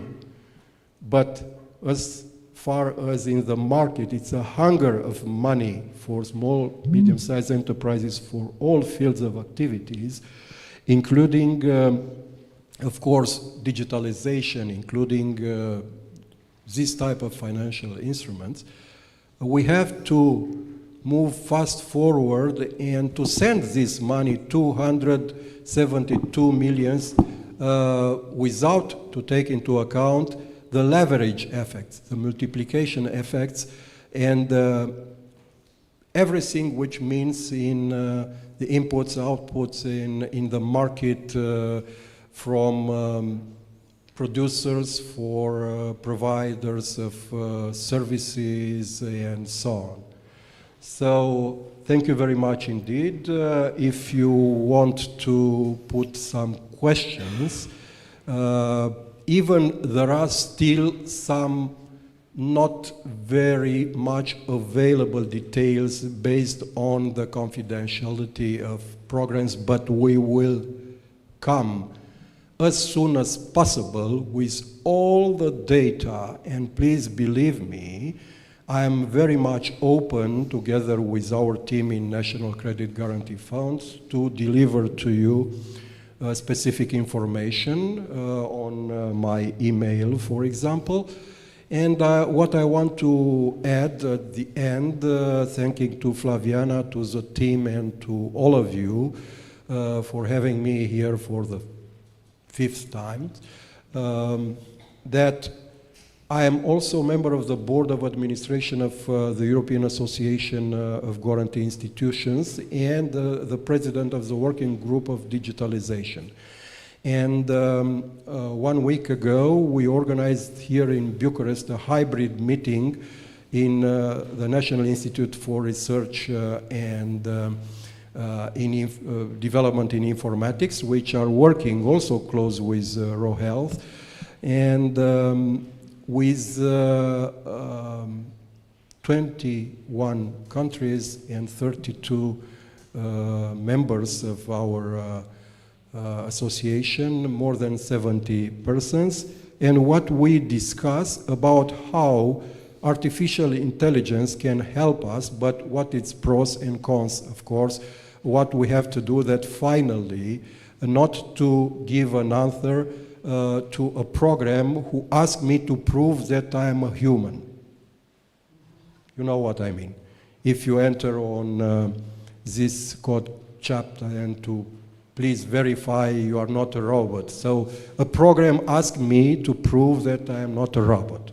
Anyway, it's only a joke. It's very funny for myself, and enjoy your opportunity to share with us your question if necessary. And thank you very much indeed for our intelligent and beautiful moderator. And of course, I wish to see you at the 10th anniversary of BEHEALTH. If I will be invited, I will definitely come. Thank you. Thank you, Cipriana Lic, but please join me here on the stage because we will have also the Q&A session in the end.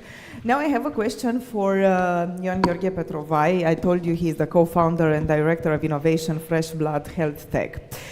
What advice, and also there are 2 questions in one. How can we measure the real impact of EU projects in the local communities, and maybe what can you tell to the, I don't know, entrepreneurs, NGOs, the ones from the audience that are interested in this subject and they think that it is a big challenge to take this step, or they have a lot of challenges so far? Thank you very much for the invitation. Thank you for the question. Actually, I have a couple of slides for that to show you some But I think the examples. pointer is there, over there. I have. Yes. So I will answer some of the questions that you are addressing. It's and perfect. Some of the topics it's that even were better. discussed. Thank you. Learn this in Israel. The best answer to a question is I have a few slides for that. And okay, it's okay, it's okay. So, good morning, everyone. After the morning speeches, we found out we have money. This is the big news, that we have money. The big thing. The second thing is we want innovation. Thank you for the questions in the audience. And we understood that we need the people to do it. And this is where we stand. We at Fresh Blood, as a local representative of the EIT Health in Romania, we did a couple of things, and there are still a lot of opportunities to use what we did. And very happy to touch a couple of points. EIT Health, who is one of the supporters of this event in the last years as well, is one of the European bodies that understands that healthcare innovation is hard, healthcare innovation is long, and you need to think about the people that can access the millions or the billions from the stage when they can maybe use a few thousands or a few tens of thousands of euros. How does EIT Health support entrepreneurs? Access to knowledge. Healthcare is complex and it's constantly moving. Access to stakeholders. We've been talking about telemedicine. One of the rules of anything in healthcare is if there is one party saying no, the things will be blocked for all the parties.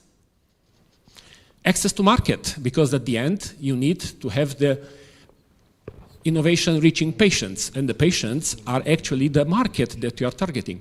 And very important, access to finance. And in order to be able to play the millions games, you need to be able to play at the early stage.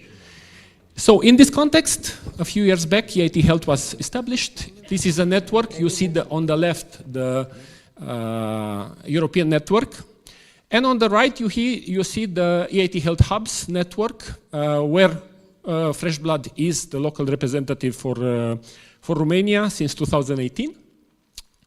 And there have been some achievements in terms of number of startups that have been supported, some money that have been raised, but this is European level. And one of the reasons when we started the EIT Health Fresh Blood collaboration was we hated the maps where Romania was on the last place or even absent from the map. And we went into a journey, and in this journey, starting in 2018, for the first time in 2020, and Mrs. Rotaro was part of this event, which was an online event. For the first time, Romania was visible. Somebody was asking, what is happening in Romania? It was the first year that Romania was in a ranking, not on the last place, but on the first place in numbers of grants, in a small competition there. What is happening? Something is happening. Actually, Romanians are beginning to be competitive. And a report that was drafted 3 years after shows that Romania is not just no longer on the map, but somewhere in the middle of the ranking, 3 out of 5. Israel's number is 5th, first place with 5 out of 5, Portugal 4th, and we are in the group. And as was said by Minister Păslaru earlier, the gap that we had, this was international evaluation, it was the policies. Because Romania has the know-how. We have a lot of Romanian-built know-how embedded in healthcare solutions around the world. Romania has the network, and you are part of this network. And we are expanding this network with every event that we are participating. We have a talent pipeline, and we have some funding. But sometimes it's truly harder to get money from Romania than it is to get money from your level. So, EIT Health has been putting in front of innovators in the last 8 years a number of programs. There are many opportunities. You can find them all here. What we do, our programs, updating, usually more in the spring, but ROHEALTH happens in the autumn. But still, there are still opportunities there. But there will be more opportunities next year. I would like to invite you to bookmark this and apply. And I picked just examples.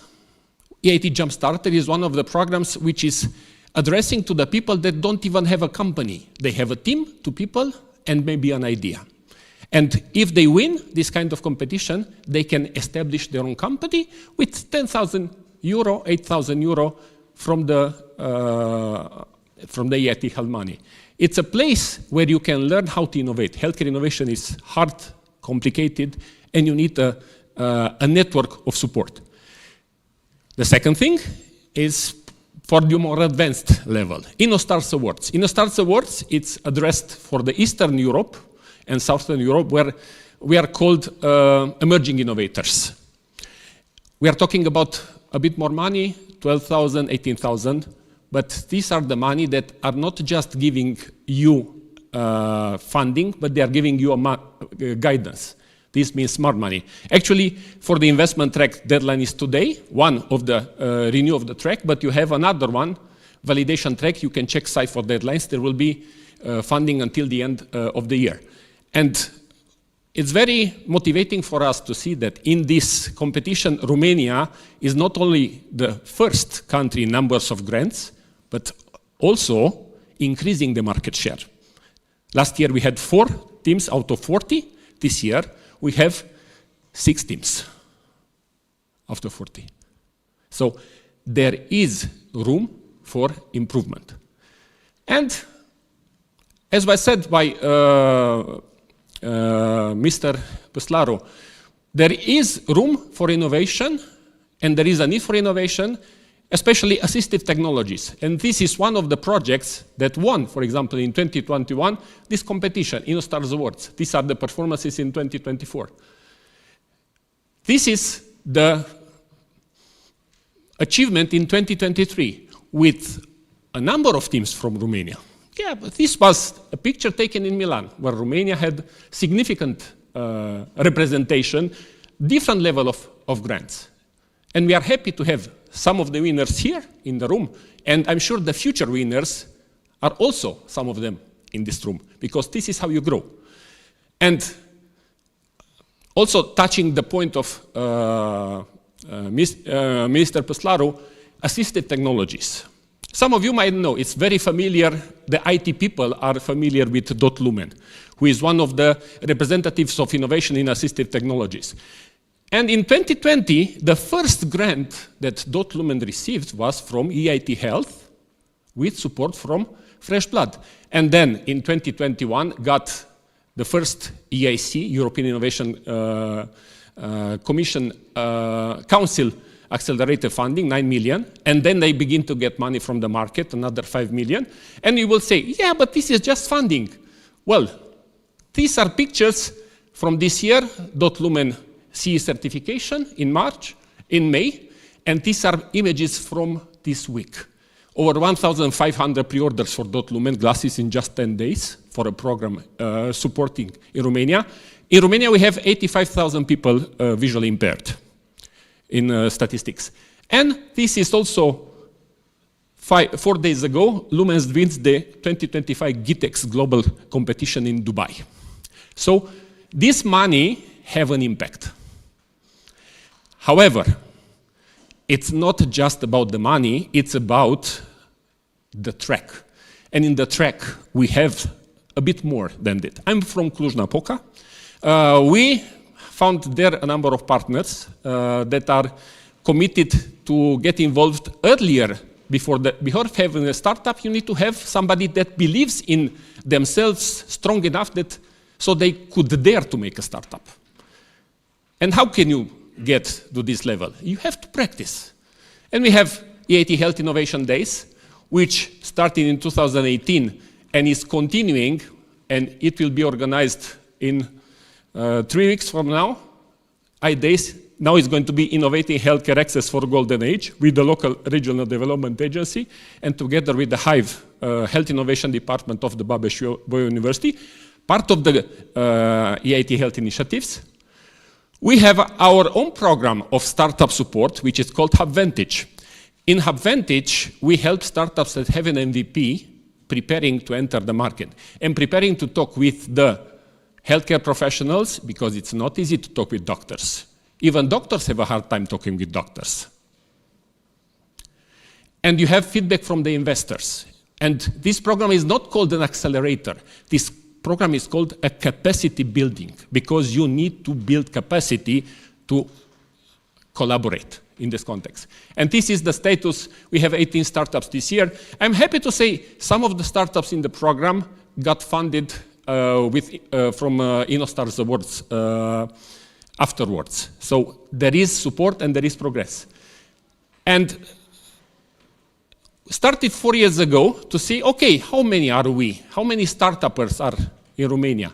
And this is the map was released 2024. We'll have an update release in another month in Bucharest, 19th of November. 100 startups from Romania and Moldova. Why? Because startups from Moldova, the first point of contact with the European market, it's through Romania. Many of them will develop their own offices through Iași, through Bucharest, through Cluj. And what I would like to point out also about the fact that healthcare needs help, but it needs adjusted help. You need to have tools for self-care, and here you have, for example, nutrition, mental health, and well-being. These are the categories of innovation that we identify already in the market. We have tools for patients and families, because this is a different level of involvement.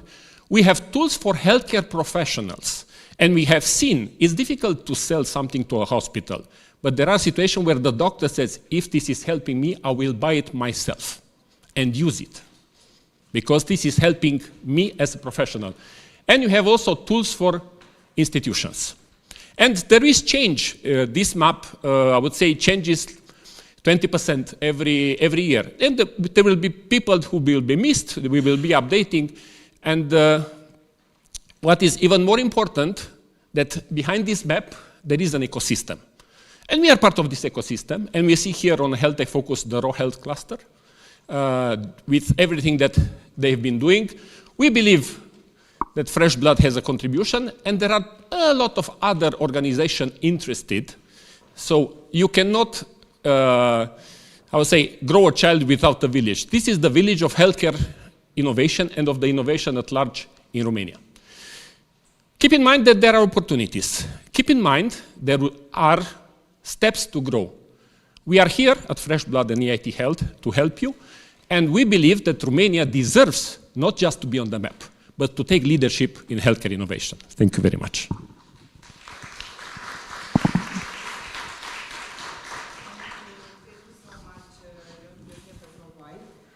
It's a first moment, a good moment to ask a question, if you want, for one of the speakers, or why not, maybe for all of them.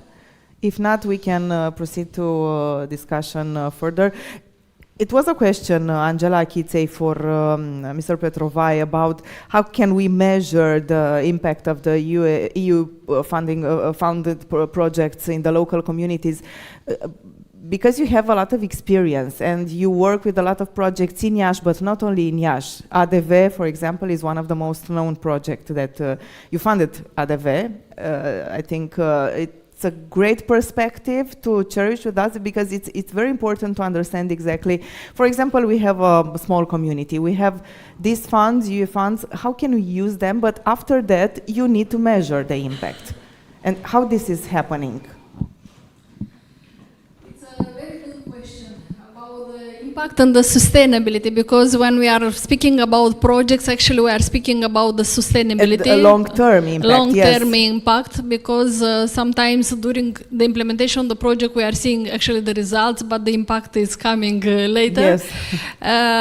It's very important to measure and to have different types of tools. For example, now ADV Romania is working at the European level. Actually, we are having a lot of projects, and one of our projects is to design a blueprint, like a training curricula for measuring the social impact, for example. Not just the social means not social like social assistance. Social means everything is helping us to improve the quality of life. This means the social. And we are trying to establish different KPIs to be able to measure and to be introduced in different projects. Of course, now in our guide, different guide of financing, we already are having some specific KPIs to measure for the social impact. But I think if we will have a vision, a strategy of using the European funds, this vision should be linked with the social impact for long term, and this is the crucial how to establish these KPIs for the country, and to make this connection between different types of programs, because it's not just about health, social education, digitalization. We need a comprehensive vision. We need an ecosystem of integrated with kind of KPIs. For example, when we are financing our projects, because EDB Romania, it's a grant administrator for European Social Fund. We establish many social enterprises in Romania, also in Republic of Moldova, also in Ukraine. For us, it's not only we are seeing if you are sustainable as a business. For us, it's important what kind of KPIs you are still keeping in your activity, and you are measuring and you are communicating about this. And this is a very big challenge, because a lot of European funds are focusing on startups, but we don't have so many types of programs to help to build communities around these startups and actually to create this opportunity of sustainability for them, and connection with the marketplace, connection with the digitalization, connection with the European networks. Sometimes you need not just national networks. For example, it's very good to be part of the clusters. We also created a cluster of social economy. We are registered on European platform of clusters. And through this European platform, we are able to connect with other clusters from Europe. And what are the advantages? Because I think it's useful to understand, to know. Access to information, to knowledge, to expertise, possibility to build partnerships for different projects, events, and so on. Also, different types of support, diversity of support that you can receive through this, and also advocacy and lobby. It's very important. Even we are doing different things very well in our gardens, if we are not putting this practical experience and system experience to change policies, to advocate for better laws, for better environment for the sector, it's not enough. We are just losing good results on the projects without putting these results in national policies, strategies, advocacy, and so on. And also what we heard before from Mr. Puslaru, this strong partnership between public and private sectors, between two sectors, main sectors. Yeah, it's very important. And the next future for the European funds will be designed in this way, partnership between public funds, private funds. And not only in Romania. Not only in Romania, at the European level. And for example, one of the concrete results of this partnership, you ask me, now we started in Romania to do the marketing research to see if we are in an opportunity to build the first social investment fund in Romania. We don't have this kind of fund. But in other countries in Europe, they are. And we thought, okay, if we are not having something, it's a good opportunity to build this. But we are not able to do alone. And in this partnership, actually, we applied to the European Commission for a small project to do the marketing research, to build a business plan, to try to make the research at the European level to see what other funds are doing this well. And we brought two big funds in Europe, FITRAS from France and Micro Europe from Europe, to design and to create this fund in Romania. We hope in 2027 to have this fund in Romania and to be able to. This is now our goal to design and actually to provide other types of funding for social enterprises and organizations with social impact.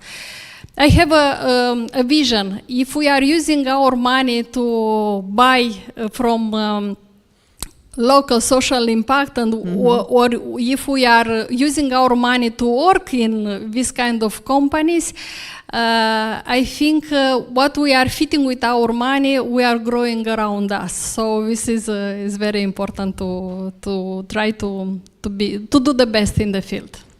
Also, Cipriana, Lika, I wanted to ask you, how can regional and local communities' health system can benefit more from European funding opportunities? I don't know if are some things that can be better nowadays.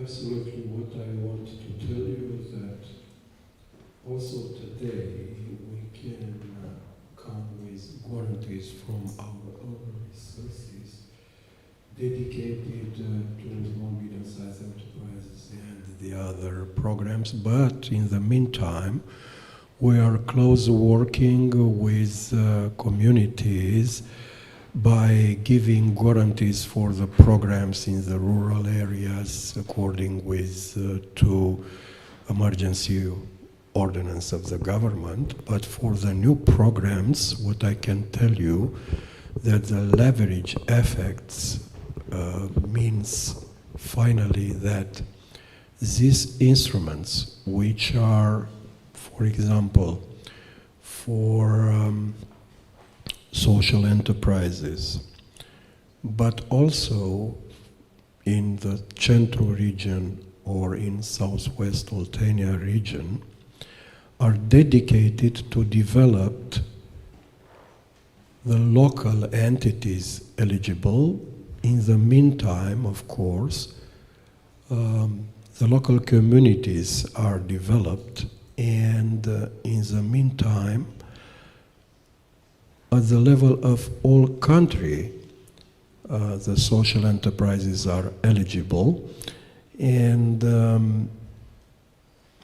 for sure, what I can tell you that for communities, only a figure, the National Credit Guarantee Fund at the end of 2024, this year delivered more than 131 million to the state budget, being in the top 10 contributors to the state budget. Also, we have in preparation to change a little bit programul Noua Casă, which is, in my opinion, necessary to be changed, to be addressed to the social houses, to put the local communities together with developers, with constructors, and with us in the Ministry of Finance, which are giving opportunities for much more eligible persons. And I am looking for young doctors, for young policemen, for young professors or educators, which can be eligible for specific housing program rebuild, and of course the rehabilitation of the houses. And we have some examples from our European colleagues which are putting a lot of money for rehabilitating these houses. And you look what it's happened today and these days, we need to develop also such programs.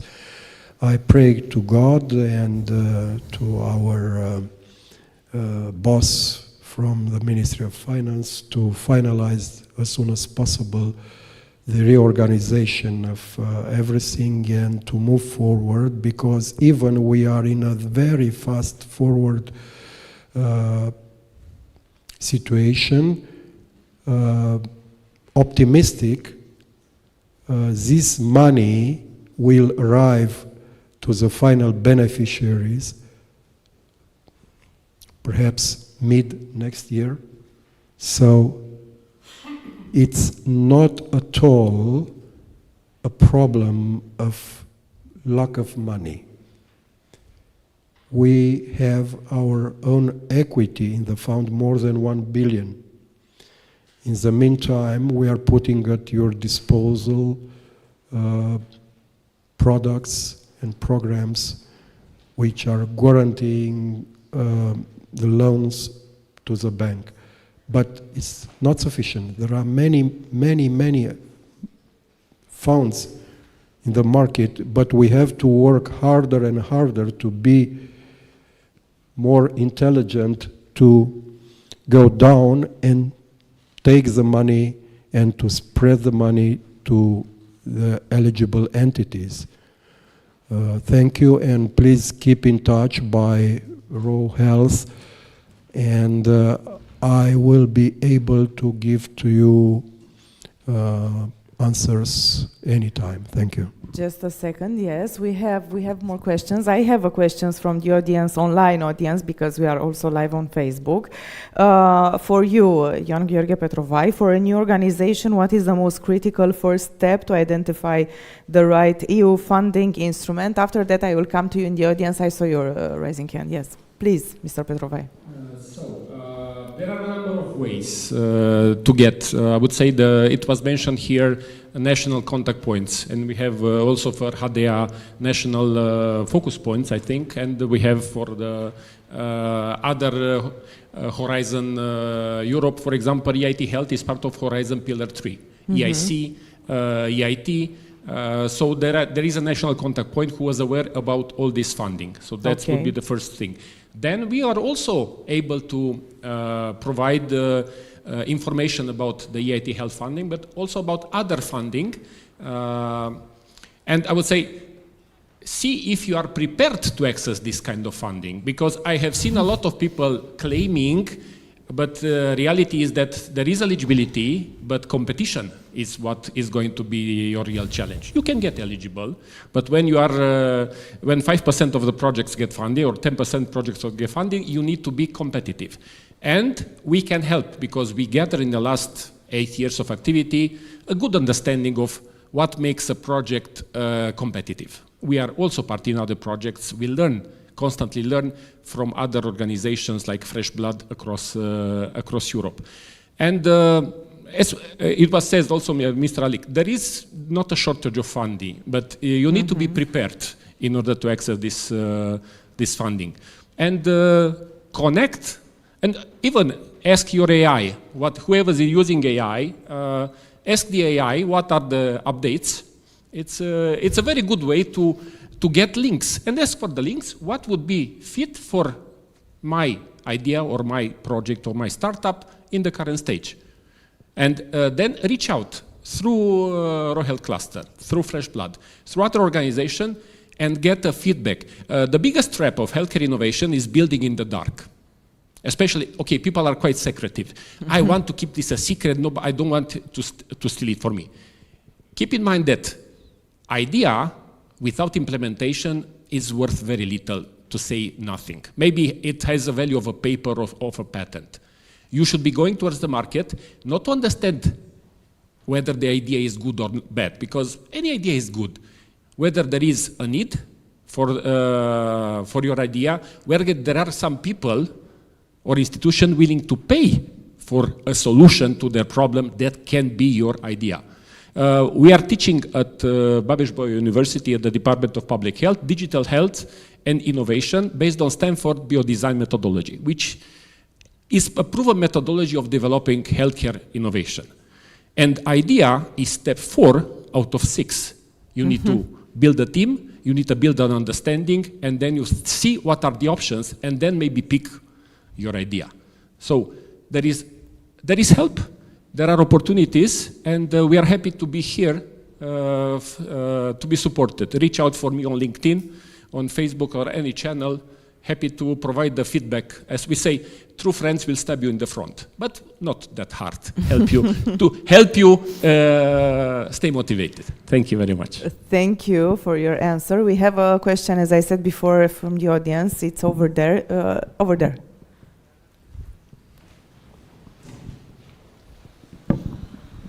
Good morning.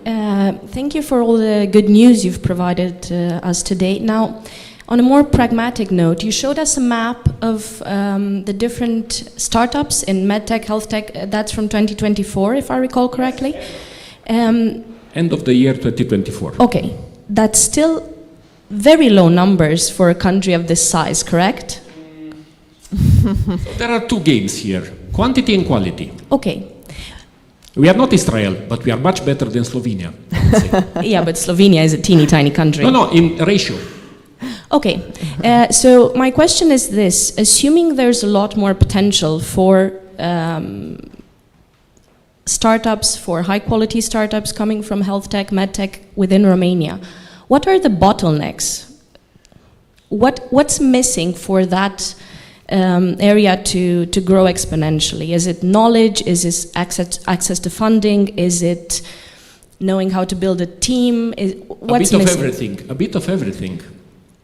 If you I were think it's to a question for pinpoint both of you, Angela three and, things that yes. you think are essential and are missing, I or would are... focus on one thing, if I could. Okay. Yeah, please. Proper engagement with the healthcare ecosystem, meaning get quick feedback from the stakeholders and get the stakeholders motivated to use innovation. Most of the stakeholders that we talk want top-level innovation that has been built and proven, unfortunately has been started 15, 20 years ago in another market, and it comes here pretty standardized, it delivers, but it's not adapted. Okay, may I ask one more thing? Of all of those startups that you listed there, what percentage are actually software type solutions? So Romania has a strong competence in IT, which leads to a lot of initiatives digital health. Then some of them adding medtech component, probably 15%, 10 to 15%, and then another up to 5% biotech. So it's our history, it's our knowledge. It's software, but even now software, it becomes a medical device. It's no ASMDs under no longer NDR. just I'm going to make an app. I'm going to make an app that needs to have certain standards, needs to have an intended use, needs to have the approvals. So it seems easy, but it's not. And usually not technology is the barrier in healthcare. We have plenty of technology. We need to understand the use case. We need to build a business model that can sit. And we need quick feedback and collaborations from the potential beneficiaries. This is what we see, for example. I'm traveling a lot to Israel because they're doing a lot with very limited resources. There are incentives in Israel for hospitals to work with startups, funding dedicated for this. Sheba has 20 grants up to 50,000 USD every year for hospitals and for doctors to work with startups. And it accumulates and it develops. The thing that we care the most, and this is why we built Hubvantage as a program, it's capacity building, but you cannot build capacity in the vacuum. You need to build capacity by putting a startup that is trying to solve a cardiology problem in front of the cardiologist. Okay, the right mindset of cardiologist, not the old-fashioned cardiologist. Somebody who is actually trying to understand, trying to contribute. And in this context, we have, and I'm making all the time recommendations to startup. You should talk with this doctor because this doctor cares about the same problem that you do, and he has the mindset to contribute to building. A lot of doctors say they're innovators, but they are just users of innovation. Mm-hmm. This makes them innovator in front of other doctors who use no innovation. But building innovation is a different level of engagement. So, are any of these startups actually initiated by medical professionals? A few. Okay, but not the majority. A few. Now, actually, I'm a doctor. I know. Thank you. So, doctors have so much medicine to focus on, and the medicine is continuously growing that your head is full of trying to master the medicine. And your profile is actually somebody who wants to master a situation, not to accept the risks. Mm-hmm. There are, however, doctors in telemedicine, there are doctors that started the project. Some of them took a journey, then reduced the power because it's not easy to build a startup. But whenever I see a founder coming from the tech field, because tech people say, yeah, but we could do this in healthcare. This is so possible. Why can't we do it? Because it's not technology, people. It's about embedding the system. It's about the business model. It's about clinical collaboration. It's a bit more than that, and regulation. Mm-hmm. So the teams that move forward have a co-founder who has a medical background. Mm-hmm. If you don't have a co-founder with a medical background, you are going to move very slow / give up. It has been proven again and again across the world. Check any relevant startups in the field. For example, .Lumen. .Lumen has tech people as founders, but they have a very close relation, for example, with the Department of People with Disabilities, Learning Disabilities in the Babes-Bolyai University, and I have colleagues from public health who are researching for Lot Lumen, and they are employed as researchers because it's not about technology, it's how this technology will actually be used and will impacting the life of people. And it's a dream to move people with disability to people who actually can contribute to the society. I think that's worth doing. Thank you. Angela Achitei, yeah, please. I totally agree with, with your vision.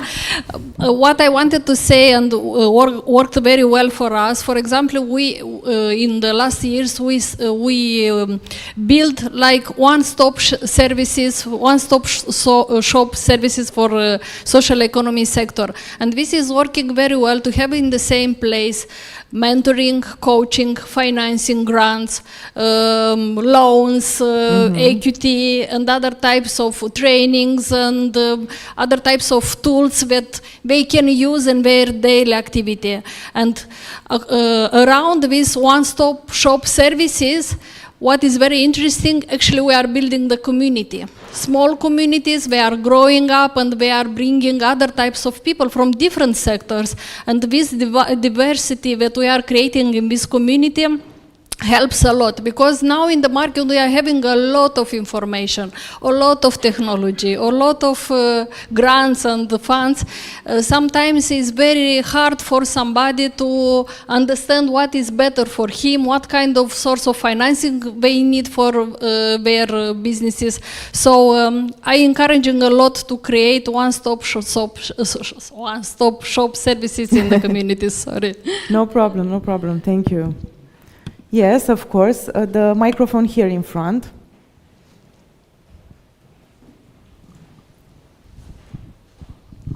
I just want to add something. You actually have this one-stop shop. It's called health clusters, where from idea to market you got all the competencies, you have all the advice you need, and a lot of supporting projects. So we already have it. Important. Yeah. Yes. Other questions? Yes, please.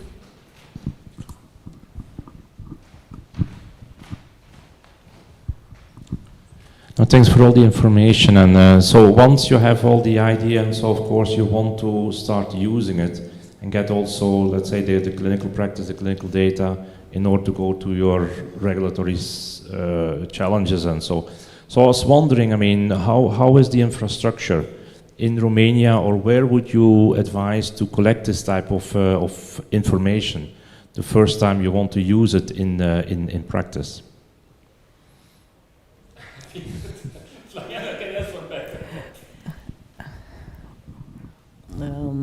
Related to the infrastructure, you have a panel called infrastructures after lunch. So you have to stay after this panel. Sorry? For?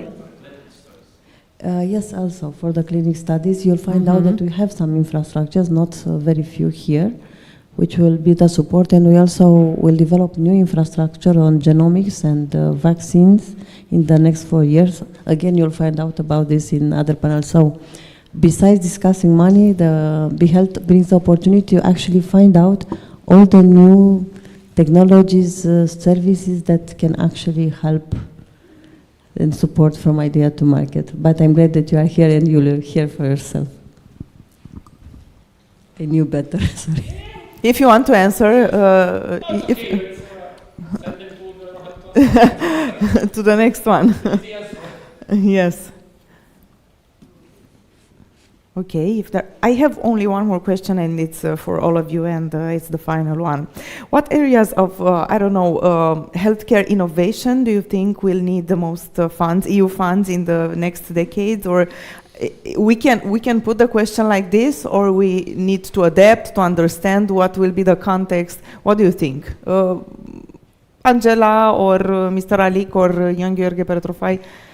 Because we are working a lot of with people with disabilities in employment sector, and we are providing services for employment. For us, is very important assistive technology and to increase the capacity of work and to integrate also AI, digitalization, and to make more steps in this field. Yes, this is it's a big need for the sector, but also combined with the professional education and other types of services. It's not just technology.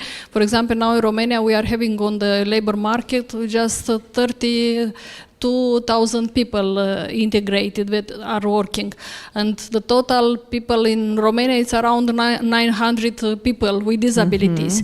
So the employment rate is very low comparing with other countries. So it is a real need. Yes. Yes, and I think the technology can increase, but. As I told you, we need a package of services, social, professional recuperation, and technology also. Mr. Alic. What I want to tell you again is, yes, we need, including in medicine, to introduce new technologies, updated, and in the meantime, artificial intelligence.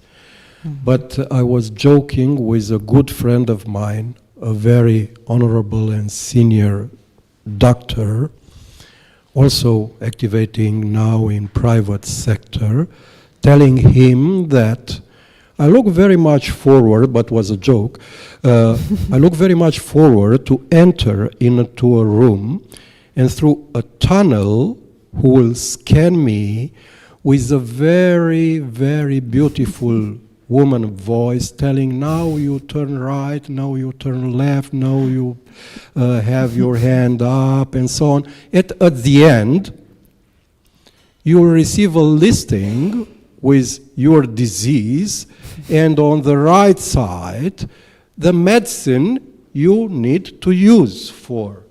So, this is a movie, in my opinion, without the decision of the professionals. It's not necessary to put a question to ChatGPT, how can I treat my back disease, or I don't know what. And of course, we need the human expertises, and that's why all the clusters and associations are very useful, because at the international level, you can obtain a lot of information. It's for free. You don't have to pay to obtain expertises from your colleagues in this type of association. So finally, yes, we need to integrate artificial intelligence in our life, but we have to take into account that we need to have a control and the decision in medical and health sector to be at the professional, at the human doctor and human scientist and so on. Thank you.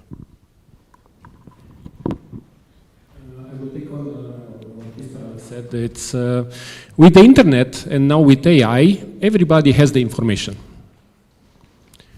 However, I would like to put in front of you the perspective that information is for free, and the decision might cost money or have consequences. And actually, you are not always looking to get the information, but you want a decision that is the right one for you, that you can commit, and who will put you on the good track. Otherwise, everybody can drink anything, eat anything, and take full responsibility on that. But if you want to build a healthcare system, you have to build it on the best available evidence and in a sustainable way. To answer your question, our map of healthcare startups is divided in 4 quadrants. Individuals, patients, doctors, and institutions.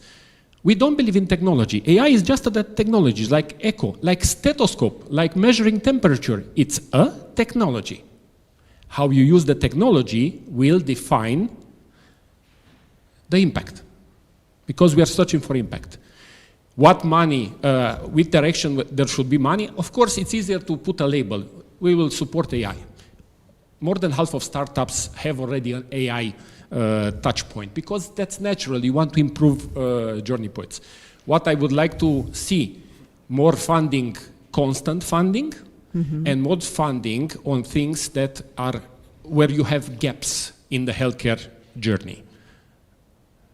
I'm come from a public health background, and actually social determinants of health are only 20% the hospitals and the doctors, and 80% is education, 80% is how you live, pollution, traffic, and a lot of opportunities to do a lot of impact with very little money. And at the end, where we see startups progressing is when somebody decides they hate the problem hard enough in order to want to build a solution for that, together with the healthcare professional, supported by an ecosystem that you see here, and with the funding, and with a reality check that we at Fresh Blood and at EIT Health can provide whenever you feel like getting a friend who cares about you, and to provide you a feedback that will help you grow, not just guidance. Thank you very much. And Angela, please. I told already about the technology, the technology, but also I think in the research we need, for example, in social sector we don't have so many researches, and I think we need some money, and also to, yeah. Exactly.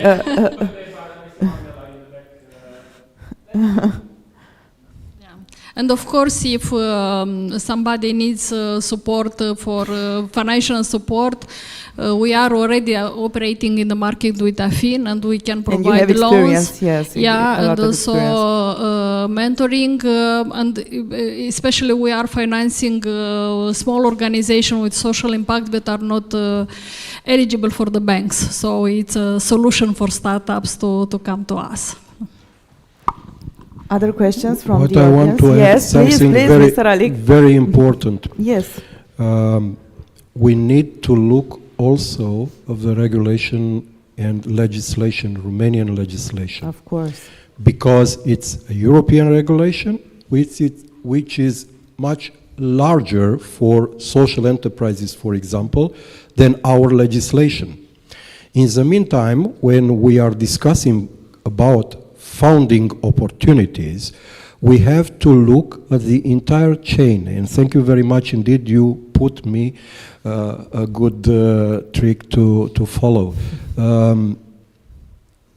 If we are open a call for supporting research in medicine, for example, we need to look who are eligible as entities, but in the meantime, who will implement and how I can assist with money, and what it's important, this effect, leverage effect, which are going through the producers of technologies, for IT specialists, for specialists in several areas of activities, and adjacent services which are dealing with this sector. So if we are looking to integrate the money, it's, I think, a good dream for us. If not, it's a nightmare. But what I can tell you for sure is that in the frame of European money today, we have to move very, very, very fast, because 2027, it's day after tomorrow. And you know all the obligation, and what will be 2028, 2034, we still don't know yet, because there are a lot of negotiation of the European level.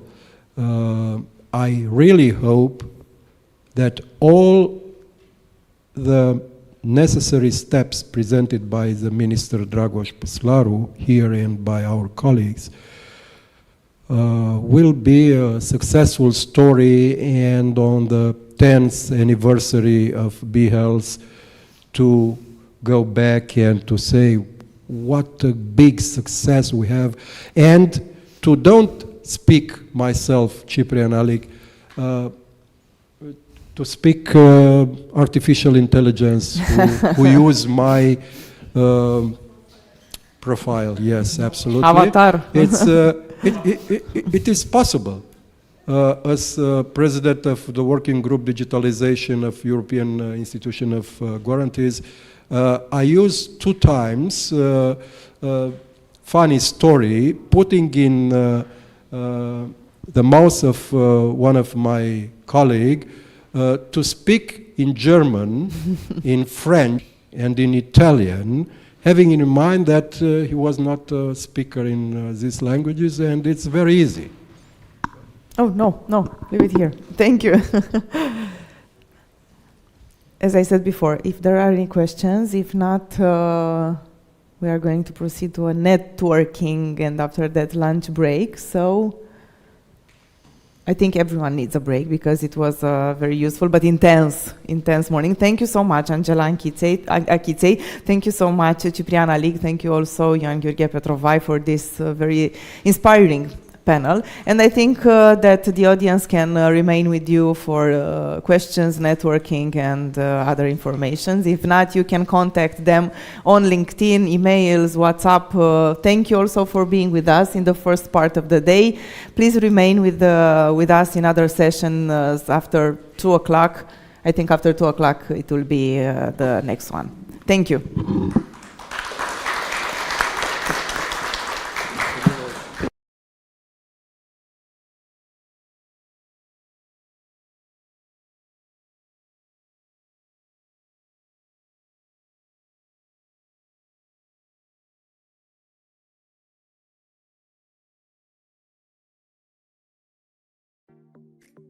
Welcome to NoboCap, where we empower the medtech industry by enhancing the efficiency of notified bodies and market operators, unlocking regulations, and fostering health technology innovation across Europe.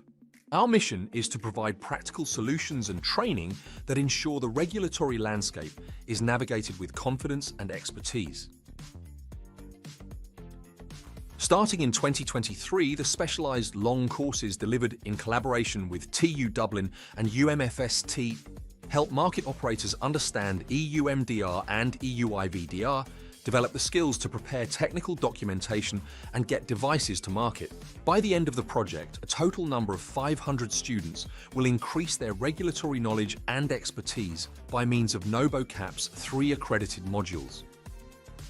The specialised short course for C-level executives offers practical training on effectively allocating time, budget, and other essential resources needed by market operators to prepare comprehensive dossiers for notified bodies. 3 sessions were successfully delivered in 2024 and 2025, and 1 more session is planned to be delivered until the end of the project. Another short course was developed to dive deeper into the complexity and specificities of AI-supported medical devices.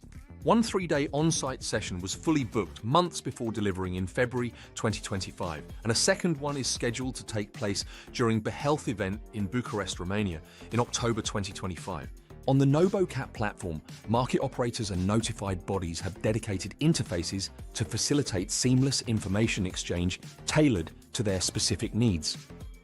Market operators can input comprehensive details about their organizations and the medical devices they wish to certify, while also receiving support in navigating regulatory requirements. Notified bodies, in turn, can gain deeper insights into the emerging innovation and market through access to extensive statistics and analytics, enabling them to accurately offer specialized capacity. The newly integrated matchmaking module enhances this process by facilitating to connect notified bodies whose scope aligns closely with the certification needs of market operators. Looking ahead, the platform aims to offer even more refined and specialized matching capabilities, taking into account the availability of notified bodies. The e-guided tool for notified bodies codes will facilitate startups to learn how the MDR IVDR applies to their technology. MDCG guidance and examples are integrated, and users will receive the NB codes characterizing their technology and the designated NB. The tool is accessible and more in-depth e-guidance is under development and borderline cases addressed. The maze of the regulations is turned into digital runways. To facilitate the recruitment process for the notified bodies, a dedicated AI-powered job board has been developed. The AI module enhances the candidate search by matching CVs with appropriate profiles according to both hard and soft skills. Our secure AI chat service analyzes the CV and briefly interviews applicants about real-work situations to surface their soft skills and enrich their profile so that recruiters can see the human behind the resume and matching gets smarter. With NoboCap, we've introduced specialized training programs, developed a user-friendly e-tool to guide users through regulatory challenges, and enhanced matchmaking between market operators and notified bodies. We've also launched an AI-powered job board, connecting professionals to key roles in this evolving sector. But the true strength of NoboCap lies in its community. By bringing together innovators, regulators, and market operators, know-how and knowledge partner, and ensuring the provisions of backbone services and tools, we've created a united network where collaboration thrives. This community is paving the way for future advancements towards a medical technology innovation, enabling regulatory environment while supporting the industry's evolving needs.